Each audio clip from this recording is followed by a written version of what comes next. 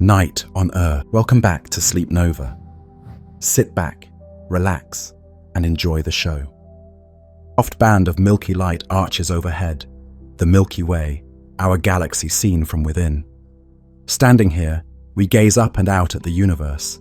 Each pinpoint of starlight that reaches our eyes is ancient. Each carries a story across time. Light is the great messenger of the cosmos. A photon departs the surface of a distant star and journeys for years, centuries, millennia through the interstellar abyss, finally ending its voyage in the pupil of an eye or the lens of a telescope. When we catch that faint glow, we are witnessing a memory. We see the star not as it is now, but as it was long ago when that photon began its journey. The night sky is a tapestry woven of past moments. Every glimmer is a relic of history, a tiny time capsule ferrying the past into the present. Each of those ancient photons is like a message in a bottle, cast into the cosmic ocean eons ago, and only now reaching our shores. Consider the stars scattered above. The nearest, aside from our sun, shines with light that left it a few years ago. Others are so distant their light set out while ancient civilizations on Earth were rising and falling, or even before humanity existed at all. And yet, here and now, their ancient light touches us. In this way, observing the galaxy is an act of bridging time. We collect the aged light of countless suns and piece together what it tells us. Observation is a kind of gentle time travel, not moving ourselves, but receiving echoes from distant years and distant places. On the clearest nights far from city lights, the Milky Way's band is breathtaking. It spills across the sky like a luminous river. To the unaided eye, it is a faint, cloud-like glow, but through that glow, we sense depth, as if we are peering into a crowded metropolis of stars, far away. Long ago, we could only wonder what this Milky Band actually was. Was it a path of souls, a backbone of night, a river of milk from a goddess? Indeed, the very name Milky Way comes from an ancient Greek myth that it was formed by milk sprayed from the breast of the goddess Hera. It took the curiosity and ingenuity of observers over centuries to unravel the truth. That band is the combined light of billions of stars, too distant and faint for us to resolve individually. We came to realize we are inside a vast disk of stars, a galaxy, and that the Milky Way's shimmer is our edge-on view of that disk. Imagine Galileo in 1610, one of the first people to turn a telescope to that soft blur of the Milky Way. In his small scope, the haze resolved into countless tiny points. The Milky Way was not a celestial cloud or fluid. It was composed of uncountable stars. This was a revelation, our first glimpse into the true nature of our galaxy. Later, astronomers mapping the sky noticed that those stars thickened in one particular direction, hinting that the center of this starry system lay somewhere behind the constellations of Sagittarius and Scorpius. Slowly, a picture formed in human understanding. We live within a flattened congregation of stars, like a great starry whirlpool. Our sun is but one star among many in this cosmic ocean. Now, as we stand under the stars, we appreciate something profound. We are inside the very structure we are trying to understand. Any map we make of the galaxy must be assembled from our viewpoint embedded within it. It's as if we are trying to discern the shape of a vast forest while being deep among the trees, or like attempting to read an enormous book while standing on one of its pages. We cannot step outside the Milky Way to see it whole. We must infer its form through careful observation and imagination. And so, we observe. We watch the heavens with every tool we can craft, collecting light in all its forms. We gather photons like alchemists, gathering whispers of truth.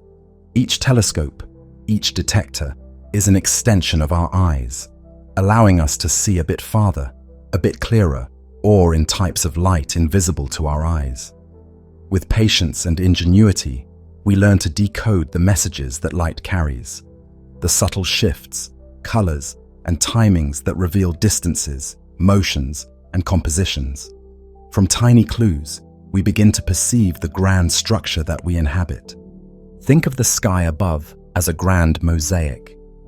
Each star's light is one tile in that mosaic. By studying those tiles closely, their color, their brightness, their position and movement, we start to discern the larger image they form. We realize that the faint band of the Milky Way is not uniform after all. It has structure. Brighter patches within it appear as soft, luminous swells, which we now know to be star clouds, densely packed regions of stars in our spiral arms. Dark gaps and notches, such as the Great Rift splitting the Milky Way in the summer sky, are not empty of stars at all, but shrouded by intervening dust clouds that block their light, creating black silhouettes against the glowing backdrop. Even our naked eye view hints at the galaxy's form. We see a bulging brightness toward one end of the band, toward the constellation Sagittarius, the direction of the galactic center, and a tapering, thinner glow extending around the sky toward the opposite end, the galactic anticenter in Auriga. The peoples of the southern hemisphere, for example, saw dark constellations in those dusty rifts, an emu in the sky, a great coal sack. Our ancestors spun tales of this band of light. Today, we understand it as the plane of our galaxy's disk, full of stars and shadowed by dust. As we drink in this sight, we find it humbling and wondrous. We are looking at our galaxy from the inside, using shards of ancient light to guide us. In that gentle glow lies everything: the collected radiance of distant suns, the imprint of interstellar clouds, the secrets of our galaxy's architecture waiting to be teased out. The journey to comprehend it is only beginning as we stand here, eyes upward and hearts open to the stellar chorus of light and time. But looking is only the first step. To truly understand this galaxy we call home, we need to measure and map it. How can we gauge the distance to those countless stars? How do we chart a landscape so vast while confined to a single speck within it? Over time, we learned to coax more information from the starlight, turning observation into a precise language. One of our earliest triumphs was discovering the method of parallax, the same effect you notice if you hold out your hand and close one eye, then the other, watching your finger seem to jump against far background objects. Our Earth, in its orbit around the Sun, provides a baseline 300 million kilometers wide. Every 6 months, as we stand on opposite sides of the Sun, nearby stars appear to shift slightly against the far background.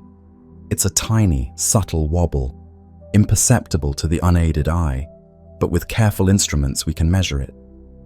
By this minuscule celestial geometry, we determine how far away those stars are. The closer a star, the more it appears to shift. For the first time, the vast void between stars had a measurable scale. We learned that even the nearest stars are tens of trillions of kilometers away, billions of times farther than any voyage our species has ever taken, and more distant ones, hundreds or thousands of times farther still. The galaxy opened up in 3 dimensions, depth unfolding from what once was a flat panorama of lights. Imagine watching a particular nearby star through the year. In January, it's aligned just so with some distant background galaxy. By July, it has traced a tiny loop in the sky. That loop is the imprint of Earth's journey around the Sun, reflected in the heavens. From that trace, we triangulate the star's distance, like a surveyor mapping unseen lands from 2 vantage points. These measurements, painstaking at first, have now become an exquisite survey on a grand scale. Today, satellites with sharp electronic eyes measure parallaxes for over 1 billion stars, pinpointing their positions in space. With this technique, our stellar maps gained reliable depth.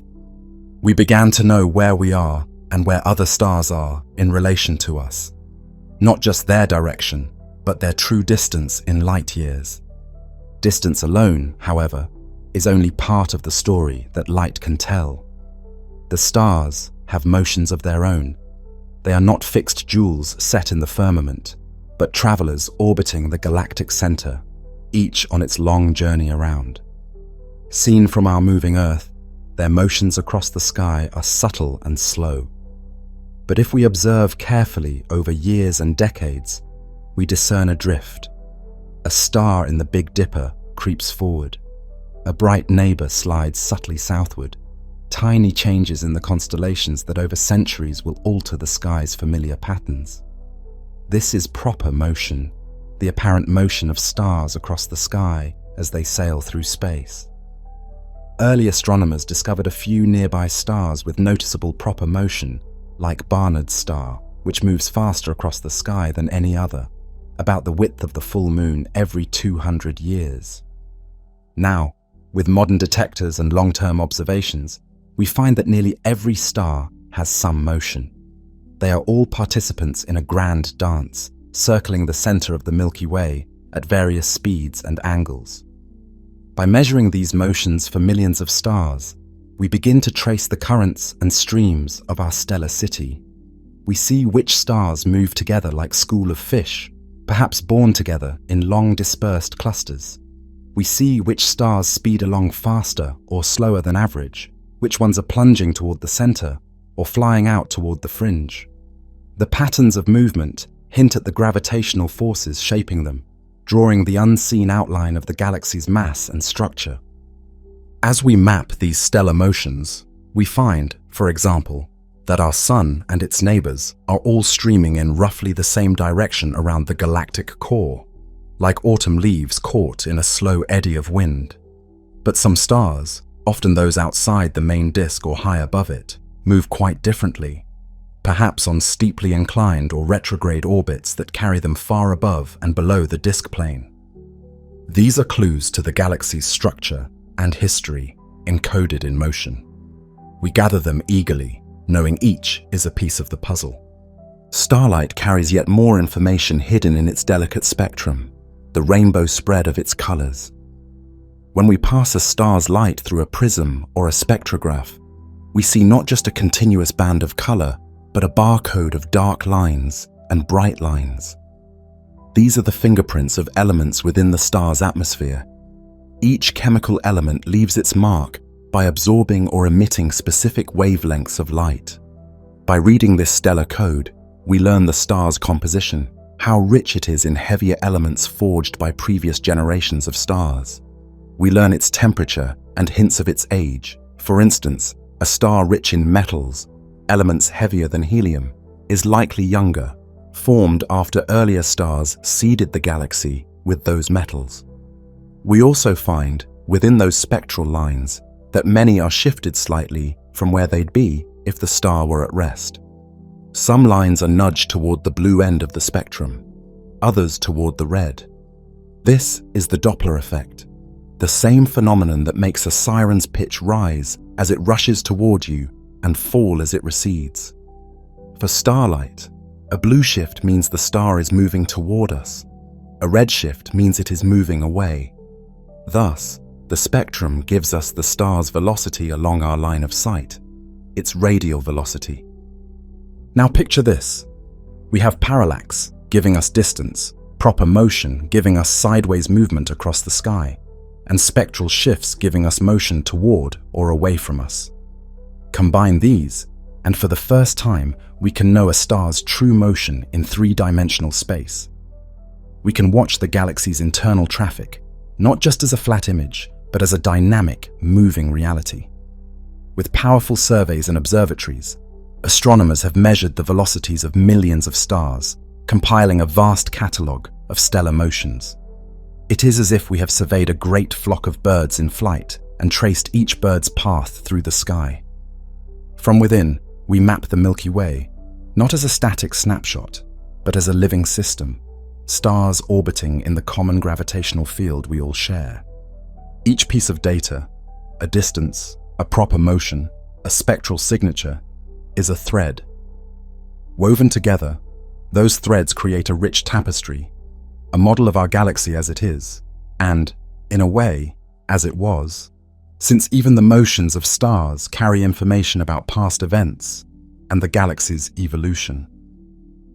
We see, for instance, groups of stars moving in unison, perhaps born together in the same long-ago star cluster that has since dispersed, their common motion betraying their kinship across space. We find stars speeding unusually fast or slow for their location, hinting at gravitational perturbations or past encounters that have stirred the pot of the galaxy. Yet, even with such data in hand, mapping our galaxy from within remains an exercise in inference and imagination. There are still vast areas veiled to us, distances too great for parallax to reach directly, motions too subtle to detect within a human lifetime. We calibrate and extend our reach by using standard candles, special objects of known luminosity, such as certain variable stars or stellar explosions, which allow us to gauge distance by how faint they appear. We extend our velocity map by measuring not just individual stars, but also the bulk motion of star clusters and gas clouds. We are like explorers mapping a continent by combining local surveys, careful to stitch them into a coherent whole. It's a formidable challenge, but bit by bit, the dimensions of our Milky Way are coming into focus. Consider what we have learned through these patient endeavors. We know the Sun lies about 26,000 light-years from the galactic center, roughly halfway out along the Milky Way's radius. We know our galaxy is a rotating disk because we can sense the systematic motion of stars around the center. For example, stars on the inner side of the Sun, towards Sagittarius, are, on average, coming toward us, blue-shifted, as they overtake us on the inside track, while those on the outer side, toward Auriga, are receding, red-shifted, as we move away from them, indicating the entire disk spins. We know the scale of this rotation. The Sun and its neighbors are hurtling along at roughly 220 kilometers per second on this colossal circuit. Even at that immense speed, one full orbit around the galaxy, a galactic year, takes on the order of 200 million years. Our Sun has made only about 20 such orbits in its 4.5 billion year lifetime. When last it was in this same position in its orbit, the first dinosaurs were emerging on Earth and the continents had a different arrangement. On its next pass, 200 million years from now, who knows what life, or what changes on Earth, will see the galaxy from our Sun's vantage. To put this in perspective, if the Milky Way's rotation was sped up so that one galactic year lasted a single human day, then all of recorded human history would flash by in just a fraction of a second. Our lives are impossibly brief compared to the immense cycles of the galaxy. As we enrich our map with measurements, we also engage in an act of imagination. We convert data points into a mental journey. Let us embark on that journey now, to envision the Milky Way from our local neighborhood outward using all we have learned. Through careful observation, we have gathered enough clues to sketch the grand design of our home galaxy. It is time to leave our little perch near the Sun and travel, in our minds, across the vast expanse of the Milky Way, guided by the light and motions we have collected, like navigators following a cosmic compass. Our journey begins in the quiet suburb of the galaxy where the Sun resides. Here, roughly halfway between center and edge, the stars are relatively sparse. We are in a minor spur or branch of a spiral arm. Not one of the Milky Way's big arms, but a smaller local lane of stars and nebulae. This feature is sometimes called the Orion Spur, our local side street off a major arm. Drifting outward from the Sun, we soon encounter one of the great spiral arms proper, the vast curving streams of stars and gas that wind around the galaxy. It looms ahead like a bright cloud on the cosmic horizon, a tremendous glowing avenue in space, studded with clusters of brilliant blue stars and embroidered with luminous nebula. In these nebulae, immense clouds of gas and dust, new stars are being born. We pass by a stellar nursery where hot, newborn stars light up the surrounding gas in pink and lavender hues. Nearby, a tight cluster of young stars shines brightly, their ultraviolet light causing the remaining gas of their parent cloud to fluoresce. This is the vibrant realm of the spiral arms, where star formation continually renews the galaxy. These spiral arms are the most striking features of the galactic disk. They wind outward from the center in a graceful spiral pattern, like the swirls of a giant pinwheel. Each arm is not a solid structure, but a kind of density wave, a traveling traffic jam of stars and gas. As this wave moves through the galactic disk, it compresses gas clouds and triggers star formation, leaving a wake of bright young stars that outline the arm's shape. We see these arms as glittering, starry ribbons. Along them live massive, short-lived stars that burn hot and blue and die young, so they never stray far from their birthplaces, thus tracing the spiral pattern in glowing neon blues. Meanwhile, older stars, like yellow suns and ruddy red dwarfs, are found everywhere, even between the arms, but they are dimmer and do not stand out as boldly to our eyes. Our own sun, a middle-aged yellow star, drifts in a quieter region between two major spiral arms, essentially in the galactic suburbs, far from any bustling stellar metropolis. We are situated between the nearby Sagittarius Carina arm, closer to the center, and the Perseus arm, toward the outer galaxy, in a calmer spur that branches between them. Generations of stars have come and gone here, long after the grand spiral pattern was established. As we continue our journey through the disk, we notice that it is indeed a disk, a relatively thin plane compared to its vast width. The Milky Way's disk is often likened to a cosmic frisbee or pancake, about 100,000 light-years across but only a few thousand light-years thick. In fact, the part of the disk where star formation actively occurs, the thin disk, might be only 300–500 light-years in thickness in the solar neighborhood, thicker toward the center. This thin disk is where most of the interstellar gas resides, where spiral arms shape the cosmic traffic, and where bright young star clusters light up the scene.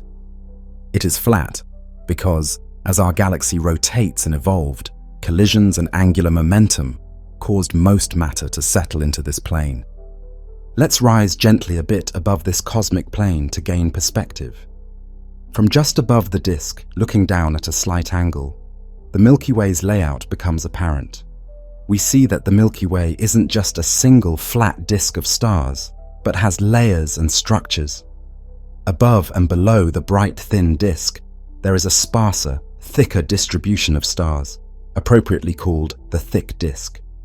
The thick disk consists of older stars with fewer heavy elements, spread over a greater range of heights above and below the plane. These stars move on orbits that are inclined relative to the plane and have a wider variety of paths than the stars of the thin disk. The thick disk doesn't contain the bright gas clouds or young clusters that define the spiral arms. It is more like a fossil record of an earlier epoch of our galaxy, or perhaps the result of an ancient merger that puffed up the stellar distribution. Its presence gives the Milky Way a faint extended glow when viewed edge-on, a kind of dim, broad corona of stars through which the brighter thin disk is threaded. Returning to the plane, we journey further inward toward the galactic center. As we travel deeper toward the core, the stars around us multiply and crowd together. The sky grows richer with starlight. By the time we are halfway to the center, the star density is noticeably higher than in our neighborhood. We pass through another spiral arm, the Sagittarius arm, packed with stellar nurseries and clusters. Here, we see the remains of titanic stars that have lived and died. For example, a great supernova remnant, an expanding shell of gas from an exploded star, its filamentary tendrils glowing with the energy of the blast. Such remnants dot the interstellar space here, markers of past star deaths. The interstellar medium grows denser and more turbulent.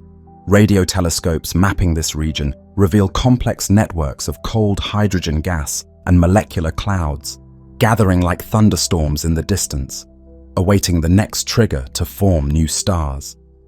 Moving nearer to the core, the spiral arms begin to converge and blend into a continuous, luminous mass. The distinction between individual arms blurs in a flood of starlight. We are entering the central bulge of the galaxy. This bulge is a huge, rugby ball-shaped, or peanut-shaped, concentration of stars, at the galaxy's center. Here, the average age of stars increases. Many are old, swollen red giants that have shone for billions of years. The light takes on a warmer, reddish tint, dominated by these cooler old stars, and the interstellar gas is scarce. Most of it was long ago converted into stars or cleared out by supernova. In the bulge, stars are so numerous that the night sky from a planet deep in the bulge would be ablaze with thousands of stars visible to the naked eye, far brighter and more numerous than the sky we know. It would never get truly dark. When we observe the Milky Way's central bulge from Earth's skies, we are looking at this crowded hub from 26,000 light-years away, seeing it through dust that dims and reddens its light. The very heart of the Milky Way is a crowded, dynamic place. In addition to the swarming stars, there are mysterious radio sources, X-ray flashes, and high-energy phenomena. At the exact center lies something both invisible and immensely powerful, a supermassive black hole around which the entire galaxy revolves. We call this central dark object a black hole, but we might also think of it as the gravitational heart of the Milky Way. We have detected it indirectly by watching stars orbiting at fantastic speeds around an apparently empty spot in the bulge. Indeed, over decades, astronomers watched individual stars near the galactic center loop around this invisible point. One star completed a full oval-shaped orbit in just 16 years, reaching a mind-boggling velocity of over 5,000 kilometers per second at its closest swing by the unseen mass. These observations allowed us to pin down the mass of the hidden object, about 4 million suns, confirming that nothing but a black hole could concentrate so much mass in so tiny a space. Occasionally, this dark giant announces itself.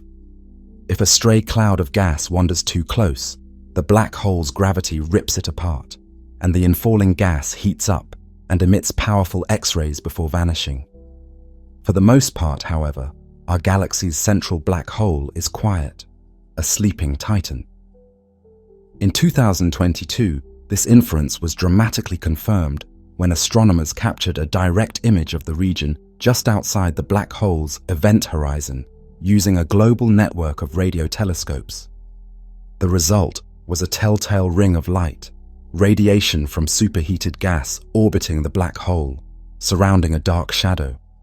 For the first time, we saw the shadow of our galaxy's black hole, a sight that would have been unimaginable not long ago. What would it be like right next to that heart of darkness? If we could safely drift in the innermost region, we might see the fabric of space itself being warped by the black hole's gravity. We wouldn't see the black hole itself, it would be a void, but we might observe stars whipping around it in tight orbits and flashes as doomed material falls in. Around the black hole, within a few light years, is a nuclear star cluster, a densely packed cluster of stars orbiting furiously. Some of these stars are young and massive, paradoxically forming in the fierce environment near the black hole. How they came to be there is still debated. Perhaps their birth was triggered by the compression of gas streaming into the center. This cluster, along with the black hole, forms the dynamical hub of the Milky Way. If we could somehow hover above the galactic center and look down from far overhead, we would also notice that the Milky Way has a long, bar-shaped concentration of stars, stretching across its central region. Our galaxy, as it turns out, is a barred spiral. The central bulge is slightly elongated into a bar that extends on either side of the center for a few thousand light years. The bar rotates slowly, and it acts like a gravitational funnel, channeling gas from the outer galaxy inward along its sides. The spiral arms of the Milky Way actually emanate from the ends of this bar, rather than directly from a circular bulge. The existence of the bar was discovered through infrared observations, since the bar's stars are often hidden behind dust in visible light. In the tumult of the inner galaxy, the bar is another piece of the puzzle. a structural backbone supporting the inner spiral pattern. Gas flows inward along the bar and collects near the center, where it can fuel bursts of star formation or feed the black hole. Having experienced the brilliance of the galactic core, with its tightly packed stars and mysterious dark center, let us now journey outward again, this time away from the bright plane of the galaxy. We climb above the disk, moving perpendicular to the plane of the spiral, as if riding a beam of light straight up from the central region. As we rise, the full layout of the Milky Way's structure reveals itself in our mind's eye. Below us spreads the flat disk with its winding spiral arms, a whirl of starlight patterned by dark lanes of dust. We see the central bulge as a luminous peanut-shaped glow in the middle, with the straight bar cutting through it. The spiral arms trail off from the ends of the bar, curving gracefully around the galaxy's center. From this vantage point, the grandeur of the Milky Way is unmistakable. A barred spiral galaxy, one among billions in the universe, yet special to us because it is home. The combined starlight in the disk forms a hazy, glowing lens, crossed by the intricate silhouette of dust clouds. Those dust clouds, which from within appear as dark rifts, from above trace the spiral structure, particularly prominent along the inner arms and the bar, where concentrations of gas and dust are highest. Continuing farther up and out, the bright disk begins to shrink below us, contracting to a concentrated band of light. Now the surrounding environment grows darker and more diffuse. We have entered the stellar halo of the galaxy. The halo is a roughly spherical region enveloping the Milky Way, extending far beyond the disk in every direction. It contains only a tiny fraction of the galaxy's stars, so out here space is almost empty. The stars we do encounter in the halo are often very old, solitary wanderers, perhaps one here, another dozens of light years away, in stark contrast to the bustling crowds in the disk. Yet occasionally, we come across a grand sight, a globular cluster. Imagine floating into one of these clusters. Suddenly, the star density increases immensely, and you find yourself in a ball of hundreds of thousands of stars all around you, bound together by gravity. Astronomers have discovered around 150 of these globular clusters orbiting our galaxy. In a globular cluster's core, the night sky of a planet would be carpeted with countless brilliant suns, many more and closer than the stars we see from Earth's skies. These clusters are cosmic time capsules. Their stars are extremely old and metal-poor, lacking in heavy elements. They likely formed when the galaxy itself was young, before the disk fully developed, or even in small proto-galaxies that later merged to become the Milky Way. Now these clusters orbit in the halo, following long tilted elliptical paths that carry them far above and below the galactic plane. Scattered among the halo's sparse stars and globular clusters are also traces of past galactic meals, faint streams of stars rippling through space, the remnants of dwarf galaxies shredded by the Milky Way's gravity. We might not notice them with the naked eye, but our measurements reveal coherent trails, hundreds of stars moving together along the same orbit, stretched out across tens of thousands of light years. These are the ghostly footprints of galaxies the Milky Way devoured long ago, their stars now part of our halo, still traveling in the path of their original small galaxy.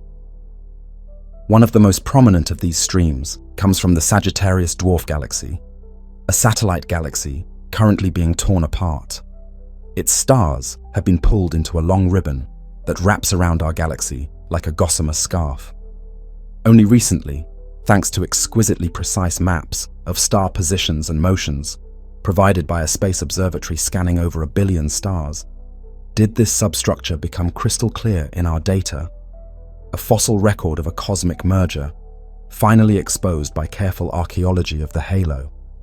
The halo, then, is not a tranquil, empty realm after all, but a graveyard of sorts, and also a nursery of history, containing the debris of ancient mergers and the oldest survivors from the Milky Way's youth. Despite how far we have come, the influence of the Milky Way extends farther still. Encompassing all of this, the disk with its stars and arms, the bulge and bar, the stellar halo with its clusters and streams, is the galactic halo of dark matter. We do not see it, but we feel it in the motions of everything bound in the galaxy. The dark matter halo is enormous and massive. If we could somehow see it, it might appear as a vast, dim sphere enveloping the visible galaxy and extending hundreds of thousands of light years out. The visible Milky Way, the stars, nebulae and clusters we can photograph, is like the bright kernel at the center of an immense, unseen cocoon of dark matter. This invisible halo holds the galaxy together with its gravity. It is as if an unseen hand holds the entire galaxy in its grasp. Without it, the outer stars and gas would not be moving as fast as they do. They would drift away, unable to remain bound to the galaxy. In fact, astronomers deduce that around 85 to 90% of the Milky Way's mass must be in this invisible form of matter, leaving only 10–15% in all the stars, gas, and dust we can see. The luminous portions of the Milky Way are truly just the tip of a cosmic iceberg. The dark matter provides the additional gravity needed to keep the galactic disk intact and the outer stars tied to the whole. In our journey, though we cannot detect this dark component directly, we are always moving within it. It surrounds and permeates our galaxy, a silent partner in its evolution. Now, in our imagination, we have traced the structure of the Milky Way from our local neighborhood out to the farthest reaches, a shining spiral disk of stars with majestic curving arms, a central bulge, crossed by a bar, housing a supermassive black hole at its core, a surrounding halo of ancient stars and globular clusters, and mysterious dark matter, and an extended spherical cloud of dark matter encompassing it all. This is the architecture of our island universe, as we understand it today, gleaned from measurements painstakingly collected from our station inside the disk. It is an awe-inspiring vision, especially knowing that just a century ago, humans did not even know for certain that our galaxy was one of many. Only in the 1920s did we confirm that the Milky Way is indeed a galaxy of a particular size and shape, and that countless other galaxies pepper the cosmos beyond our own. The Milky Way itself is now estimated to span about 100,000 light-years from end to end, containing a few hundred billion stars. Our galaxy is immense, yet it is also just one member of a much larger cosmic community. For countless generations, our view of the Milky Way was limited to that hazy band of light in the sky and the visible stars around us. It is only in the last century that we have developed the means to extend our sight beyond the visible.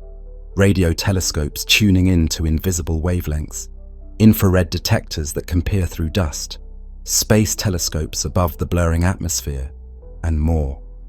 Each new technology opened a fresh window onto our galaxy.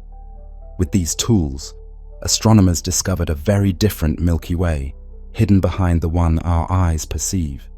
A galaxy of radio glows and infrared heat, of X-ray flashes and gamma-ray bubbles. Consider the problem of dust. Invisible light, those dark rifts and patches that stripe the Milky Way, notably the Great Rift through Cygnus and Aquila and the famous coal sack in Crux, are caused by clouds of interstellar dust blocking the light of stars behind them. These dust clouds, though accounting for only a small fraction of the Milky Way's mass, loom large to our eyes because they obscure the stellar backdrop. Along the galactic plane, dust prevents us from seeing into the far distance invisible light. It creates a zone of avoidance where optical astronomy cannot penetrate. But dust's invisibility cloak has a weakness. It is far more transparent to longer wavelength light like infrared and radio. Imagine we could switch our vision to the infrared. The night sky would transform. Those dark dust lanes that cut the Milky Way's band would begin to glow softly because the dust itself emits infrared light, having been warmed by starlight. The veil of dust thins dramatically. Stars previously hidden behind dust clouds come into view. In infrared, one can peer straight through many of the dust clouds that block optical light. The galactic center, which to human eyes is hidden behind opaque dust in Sagittarius, now blazes forth in infrared images as a crowded, brilliant hub of stars. Early infrared sky surveys, pioneered in the 1960s and 70s, and dramatically improved with space telescopes in the 1990s and 2000s, revealed the central bulge and the long bar of the Milky Way clearly for the first time, confirming what radio and star count data had hinted. We see that the bulge is full of old, cool stars, dim in visible light but bright in infrared, and that the spiral arms are dotted with warm dust clouds in star-forming regions. The entire disk emerges in infrared as a continuous ring of light encircling the sky, no longer interrupted by dark gaps, a continuous Milky Way unbroken by dust. Now, let's shift to even longer wavelengths and open our radio eyes. In radio waves, the individual stars largely vanish from view. Stars emit relatively little radio energy, but other features emerge loud and clear. One of the most important radio emissions in the galaxy comes from neutral hydrogen gas. Every hydrogen atom in interstellar space can emit a faint radio signal at a wavelength of 21 centimeters. By tuning into that frequency, astronomers in the mid-20th century effectively heard the whispers of the Milky Way's vast clouds of hydrogen. They mapped the distribution of this gas throughout the sky. What they found revolutionized our understanding. The Milky Way's disk is traced by immense spiral-patterned streams of hydrogen gas, extending far beyond where most of the stars are. By tracking the Doppler shifts of this 21-centimeter emission, astronomers could chart the rotation of the galaxy and identify its spiral arms, even on the far side of the galactic center, which no optical telescope could ever see. Through radio eyes, the Milky Way's spiral structure was drawn out in detail, including portions of arms hidden behind the bulge. The zone of avoidance that plagued optical astronomy was no obstacle to radio waves. They passed through the dust and revealed that beyond the center, the galaxy continues in symmetrical splendor. In the radio view, we also see things our eyes never could. The flicker of pulsars, rapidly spinning neutron stars, sending lighthouse-like beams of radio waves.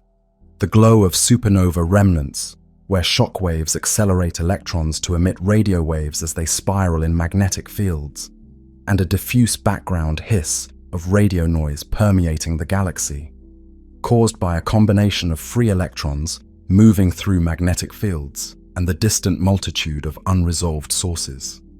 The center of our galaxy, in radio wavelengths, is actually one of the brightest sources in the sky. A strong radio source, called Sagittarius A, marks the location of the central black hole and its immediate surroundings. This was how the black hole was initially inferred before the stellar orbits and images confirmed it. In radio waves, the Milky Way appears not as a single band of light, but as a complex structure. A band of emission from the disk, visible even in daytime with the right instruments, punctuated by bright spots, supernova remnants, pulsars, star-forming complexes, and with a bright, compact source at the center, the black hole's environment. Now imagine tuning our vision to shorter wavelengths than visible, into the ultraviolet. The scene shifts once more. The ultraviolet view highlights the youngest, hottest stars and the regions of active star formation. Many of the ordinary stars and red giants that dominated the infrared now fade into darkness in UV, as they are too cool to emit much at these energies. In their place, glittering like blue-white sparks, are the massive O and B-type stars, blazing fiercely with ultraviolet light. We would also see glowing nebulae, like the Orion Nebula, under the assault of intense UV radiation from these hot stars, appearing even brighter relative to the background. The spiral arms in UV are delineated strongly by these short-lived stars and their associated HII regions, ionized gas clouds. The galactic center's old stellar population would fade in UV, making the bulge much less prominent. But any regions of recent star formation or accretion near the center would stand out. The UV view, then, is a portrait of the Milky Way's vitality, emphasizing the sites of current starbirth and the presence of the hottest young stars. If we push to even more energetic extremes, into the realm of X-rays, the Milky Way we perceive changes almost entirely. Gone is the continuous sweep of billions of normal stars. Those stars are too cool and quiescent to shine in X-rays. Instead, the X-ray sky is dominated by rarer, high-energy objects, the end states of stellar evolution and violent cosmic events. We see the ghostly shells of supernova remnants filled with million-degree gas, glowing in soft X-rays. We see binary star systems where a neutron star or black hole is accreting matter from a companion.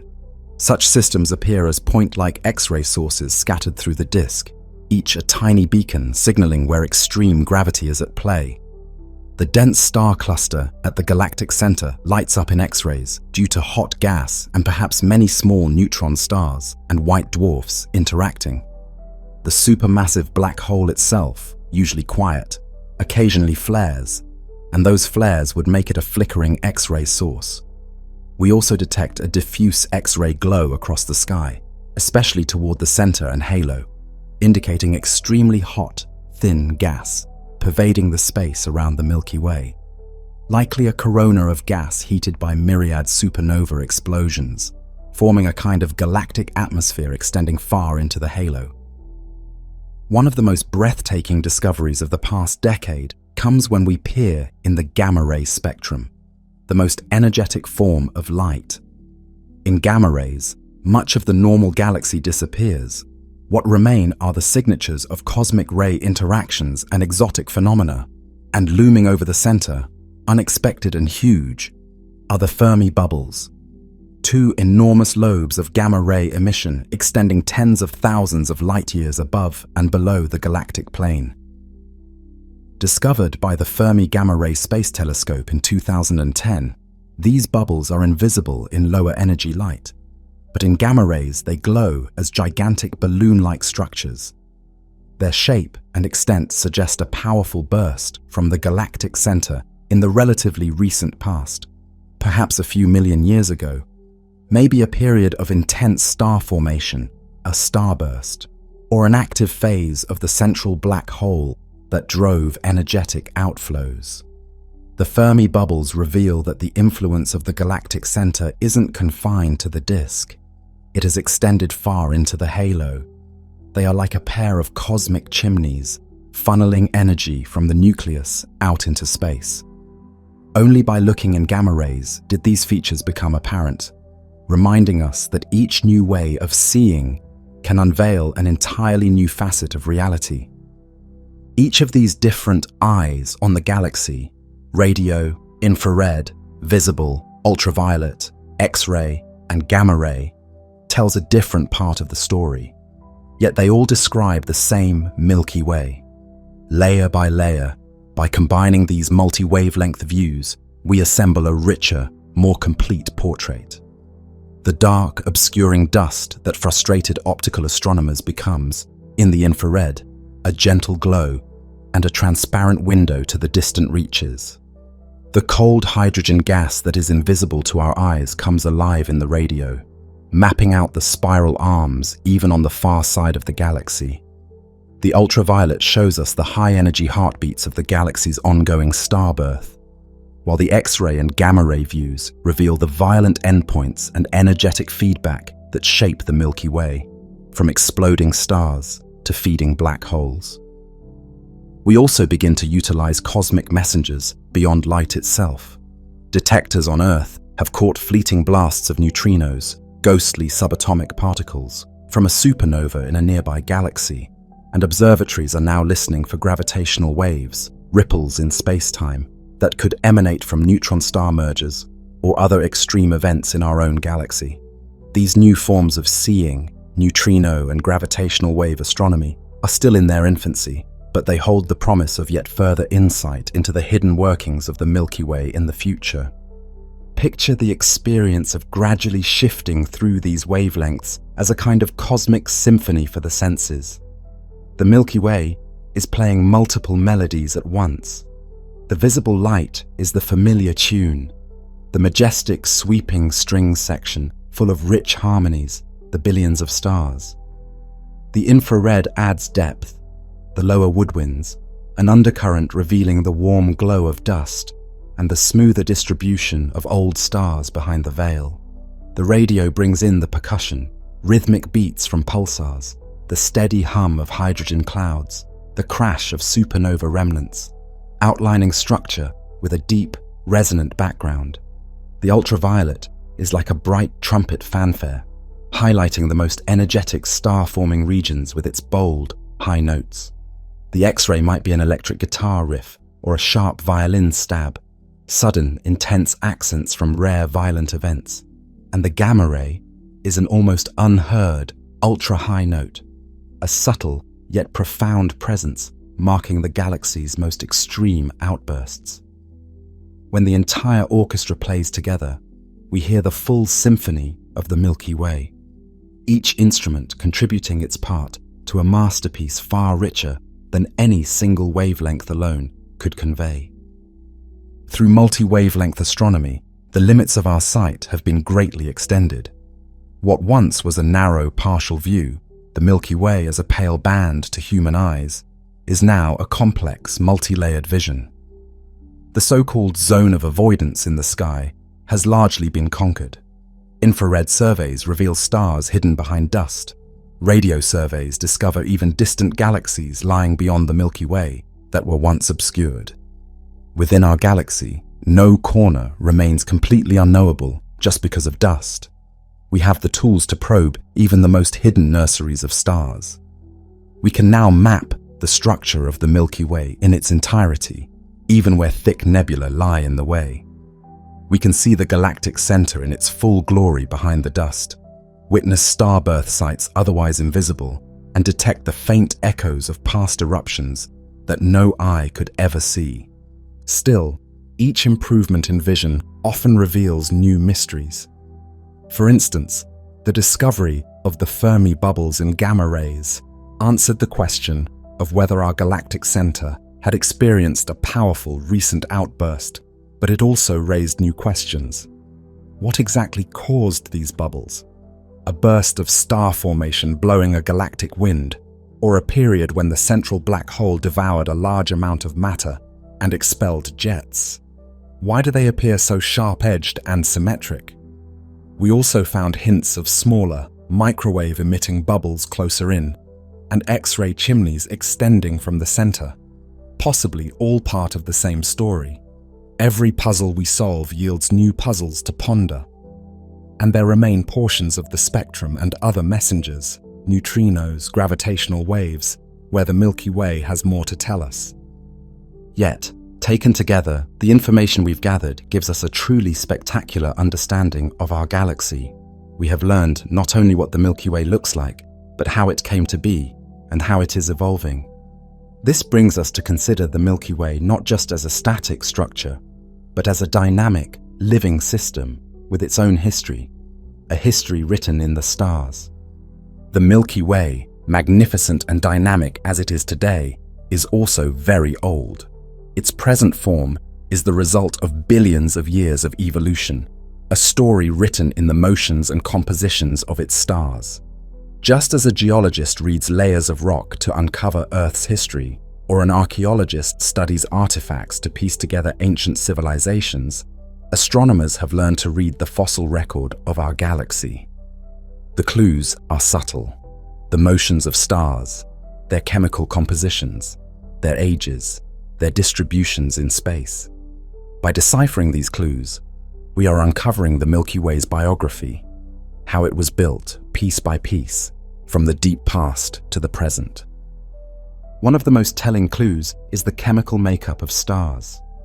When the universe began, in the Big Bang, it consisted almost entirely of hydrogen and helium, with virtually no heavier elements, what astronomers call metals. Heavier elements like carbon, oxygen, iron, and gold were forged later, in the hearts of stars and in supernova explosions. Each generation of stars enriches the cosmic material a little more with these elements. Thus, a star's metallicity, the fraction of its material that is heavy elements, serves as a kind of timestamp.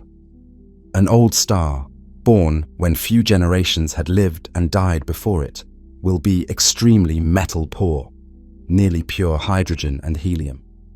A younger star, born after billions of years of cosmic alchemy, will inherit a higher proportion of metals. Now, when we survey stars in our galaxy, we find a striking pattern. The stars in the halo and those in globular clusters are generally very metal poor. They contain only tiny traces of elements like iron or calcium, maybe 1,000th of what the Sun has. These stars are fossils of the early Milky Way. They formed at a time when the galaxy, or its precursor fragments, had just begun forming stars, when only a few supernovae had seeded the environment with heavy elements.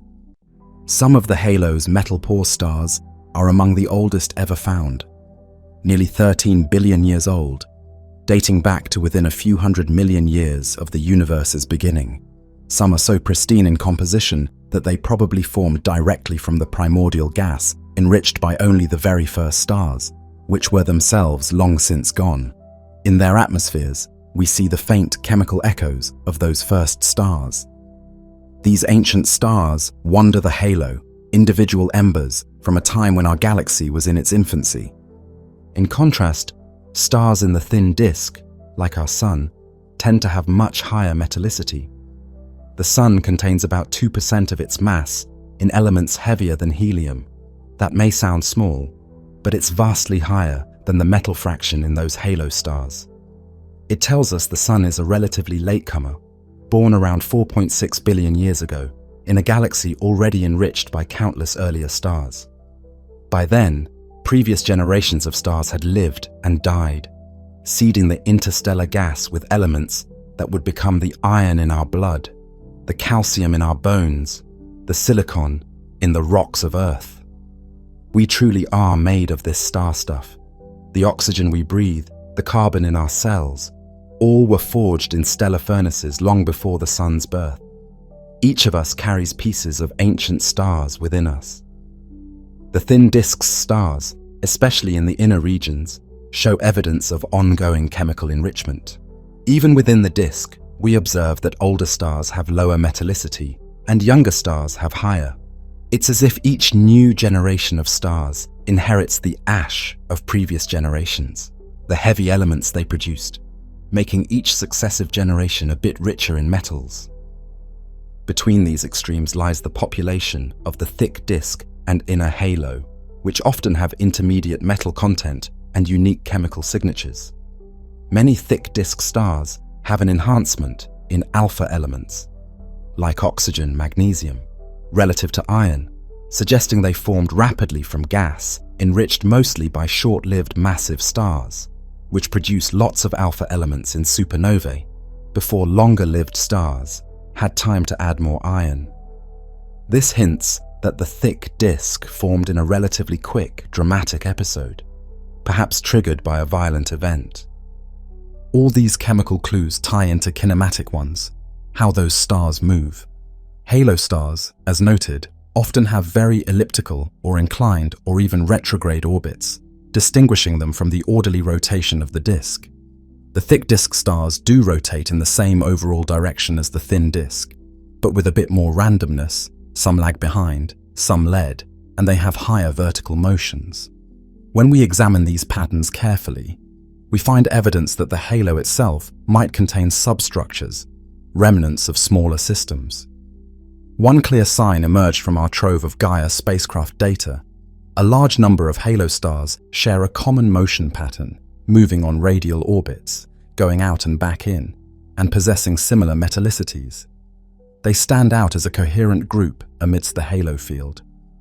Astronomers now believe that about 8 to 10 billion years ago, the Milky Way had a dramatic encounter with a smaller galaxy, a merger that delivered a huge influx of stars and dark matter. This invading galaxy was torn apart by the Milky Way's gravity. Its stars were strewn into the halo on those radial orbits, and its substance likely puffed up the pre-existing thin disk of the Milky Way into a thicker disk. The evidence of that event still persists in the motions and chemical makeup of stars, sometimes poetically dubbed the Gaia sausage or Enceladus stream, names given to that distinctive clump of halo stars. Such patterns in stellar motions remained hidden until modern sky surveys provided precise velocities for so many stars. Suddenly, this ancient collision stood revealed in our data, a fossil galaxy within the Milky Way's halo. In addition to that major merger, the halo holds hints of other, smaller mergers. We have found numerous star streams, long filaments and clumps of stars sharing common velocities and trajectories. Each stream is the stretched remains of some smaller object, maybe a dwarf spheroidal galaxy or a globular cluster that ventured too close and was pulled apart. The Sagittarius stream is one example we've mentioned, the ongoing disruption of the Sagittarius dwarf galaxy. There are others, the Helmi stream, the GD1 stream, and so on, each corresponding to a different accreted system.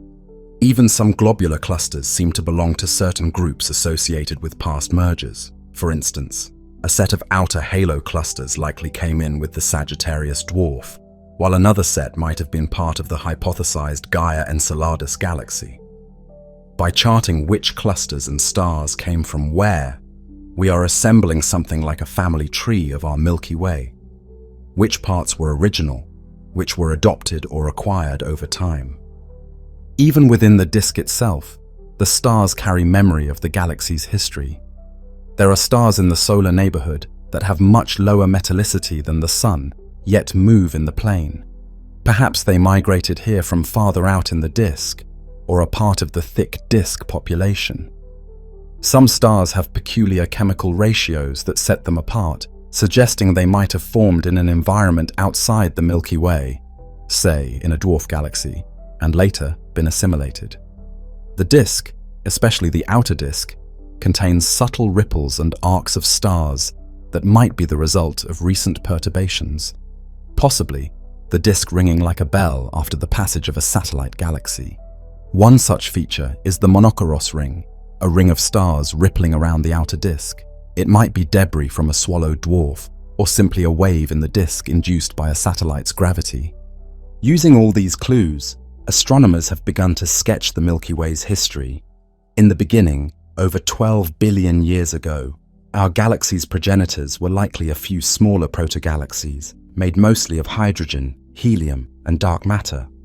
These clumps merged early on, building a stellar halo and the first, relatively small primitive disk. Many of the globular clusters formed in this era, either within the protogalactic fragments or in the nascent Milky Way. Then, around 10 billion years ago, a significant merger, Gaia Enceladus, delivered a load of stars to the halo and possibly created the thick disk by dynamical heating. Subsequent to that, the Milky Way spent the next several billion years evolving more quiescently. Gas continued to fall in, some perhaps from intergalactic filaments, some from smaller infalling dwarfs, and the thin disk grew outward, forming stars steadily. Our galaxy's spiral pattern likely persisted and perhaps reformed at times, and a bar may have formed a few billion years ago as the central disk became unstable and elongated. Minor mergers continued. Even today, the Sagittarius dwarf galaxy is being consumed, and the large and small Magellanic Clouds, our prominent satellite galaxies, are interacting with our halo and will eventually merge as well. Through all this, star formation has cycled on and off, enriching the interstellar medium further with each generation. The Sun's birth about 4.6 billion years ago came at a relatively calm time in the Milky Way's life, long after the major mergers, in a galaxy that already had a well-defined spiral structure and plenty of heavier elements. In a sense, our galaxy is a mosaic assembled from many pieces, some formed in-house, others acquired, and this process is ongoing. Even as we speak, the Milky Way is not done changing. It is surrounded by dozens of satellite galaxies, like the Magellanic Clouds and many ultra-faint dwarfs. Some of these will eventually merge into it. And looking to the far future, our galaxy itself is on course to merge with the Andromeda Galaxy, M31, some 4 billion years from now, an event that will drastically reshape both into a new, larger galaxy. The Milky Way's story is still unfolding, and we happen to find ourselves at a rather calm chapter in that long tale. In reading the stars and their motions, we have essentially become galactic archaeologists. We take the present evidence, the trajectories and elemental makeup of stars, and infer the past events that produce them. It's astonishing that here, on a little planet, we can piece together events that occurred 10 billion years ago and tens of thousands of light years away. And yet, piece by piece, we have done exactly that. The result is a narrative of construction and transformation. Our Milky Way grew by accretion and mergers. It has been both the cannibal and the cannibalized. It has swelled over time with the infusion of fresh material, and it continues to evolve.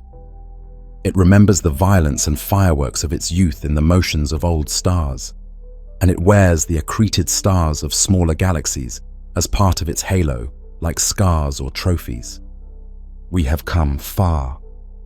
From wondering what the Milky Way's band was in the sky, we have arrived at a point where we can describe its structure, its composition, its movement, and even its history.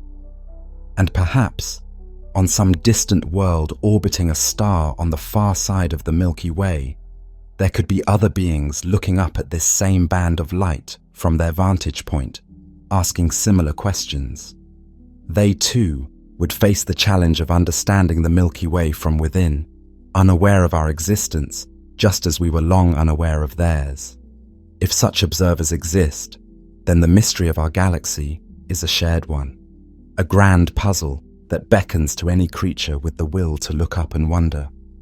About 100 years ago, we didn't even know for certain that anything lay beyond the Milky Way. This very question was the subject of the Great Debate in 1920 between two leading astronomers, Harlow Shapley arguing that the Milky Way comprised the whole universe, Heber Curtis contending that the spiral nebulae were outside our galaxy, perhaps galaxies themselves. It was only in 1924 that Edwin Hubble measured the distance to the Andromeda Nebula and found it to be far, far beyond the Milky Way. In that moment, our perspective expanded immensely. The Milky Way was revealed to be just one of countless island universes. A large galaxy, yes, but hardly the only one. Our galaxy went from being the entirety of the cosmos to being one member of the local group, our small cluster of galaxies, similar in stature to Andromeda. Today, with modern instruments, we have even measured the mass of our galaxy and Andromeda. The Milky Way is approximately on the order of 1 trillion solar masses in total. That's 1,000 times the mass of our Sun. Though stars and gas are only about 10–15% of that. The rest is dark matter. Andromeda is of comparable mass and size, and contains perhaps 1 trillion stars to our few hundred billion. Knowing this places our galaxy in context. Not only is the Milky Way not the entire universe, it isn't even the biggest galaxy in our local neighborhood. Yet for us, the Milky Way is uniquely significant. It is home. When we gaze at that Milky Band, we are looking into the structure that made us. Our Sun's existence, the heavy elements that form our planet and our bodies, the gentle environment that shelters life. All these are products of the Milky Way's long evolution. We owe our very existence to events that happened in our galaxy long before the Earth formed. Ancient supernovae that synthesized iron, for example. We are connected to the Milky Way profoundly. We are a part of it. To truly appreciate our galaxy, it helps to use more familiar analogies. To illustrate another way, imagine the Milky Way as an enormous city of stars. The spiral arms are like brilliant avenues, lined with hot young stars that shine like neon signs, bustling with nebula, where new buildings, stars, are under construction. The central bulge is a crowded downtown, full of old red giants that glow like streetlights in an ancient district. At the very center, a massive city hall, black hole, governs the motions around it. The halo forms the quiet suburbs, sparsely populated by a few old stars and clusters, far removed from the busy streets of the disk. Throughout this stellar metropolis, things are constantly changing. New structures rise, stars form, and old ones crumble, stars die. Sometimes a neighboring town, dwarf galaxy, gets absorbed into the city limits, adding its stars to our population. Yet despite all this hustle and transformation, the city of the Milky Way maintains its overall character through cosmic ages. We, living on Earth in a calm neighborhood, the Orion Spur, off one of the major arms, are citizens of this galactic city. We witness its grand traffic flow around us and participate in its story, even as we go about our humble lives. Galaxies are not static backdrops. They are active, dynamic systems. The Milky Way is an ecosystem of constant change, a cosmic forest in which stars are born, evolve, and die, enriching the soil, the interstellar medium, for the next generation. Stars form in the spiral arms, live their lives, the most massive burning out quickly, the smaller ones enduring longer, and eventually end, quietly if they are sun-like, dramatically if they are huge supergiants. When a massive star dies, it goes supernova. The explosion not only disperses heavy elements into space, but its shockwaves can jolt nearby gas clouds, possibly triggering the birth of new stars. This feedback loop, stars giving back matter and energy to the galaxy, is crucial. Through this feedback, the galaxy redistributes energy and matter and regulates its star formation. Stellar winds and supernova blasts carve bubbles in the gas, sometimes clearing out regions and halting star formation temporarily, other times compressing gas elsewhere and stimulating more star birth. It's a self-balancing act. At present, the Milky Way's star-making pace is relatively sedate. It converts only a few solar masses of gas into new stars each year on average, perhaps 1 or 2 new stars like the Sun, and a few more lower-mass stars annually. By cosmic standards, this is a gentle rate. It's enough to keep the spiral arms adorned with some bright newborns, but not so high that we burn through all our gas quickly. There are starburst galaxies in the universe forming hundreds of stars per year, blazing furiously for short periods, and then quenching when their gas is exhausted or blown out. But our Milky Way seems to prefer a steady, sustainable cadence of star formation. This moderate behavior ensures that the Milky Way's gas supply will last many billions of years to come. Over time, each generation of stars changes the composition of the galaxy's gas a little more, enriching it with heavier elements. The young stars forming now carry within them the products of countless stellar lives before them. In this way, the galaxy's chemistry evolves, the metallicity of stars increasing as the cosmic soil becomes more fertilized. Our Sun, for instance, has far more heavy elements than the first generation of stars, telling us it formed in a used, enriched medium. This ongoing enrichment will continue with future generations. Meanwhile, the whole galaxy is gravitationally interacting with its environment. Our Milky Way is orbited by dozens of satellite galaxies. Some are fairly large, the Large Magellanic Cloud, and Small Magellanic Cloud, visible to the naked eye from the southern hemisphere, each a few percent the mass of the Milky Way. Others are extremely small and faint. The ultra-faint dwarfs discovered in recent years, some of which have only a few thousand stars. These satellites move around the Milky Way, and our galaxy's gravity pulls on them. Sometimes, as we've seen, it tears them apart, like the Sagittarius dwarf. The Large and Small Magellanic Clouds, LMC and SMC, are currently close by and interacting with our halo. Their gravity may be raising tides in our disk and halo, and our gravity is stripping gas from them, producing the long Magellanic stream of gas that trails behind them. In recent years, astronomers have discovered more and more of these faint satellites.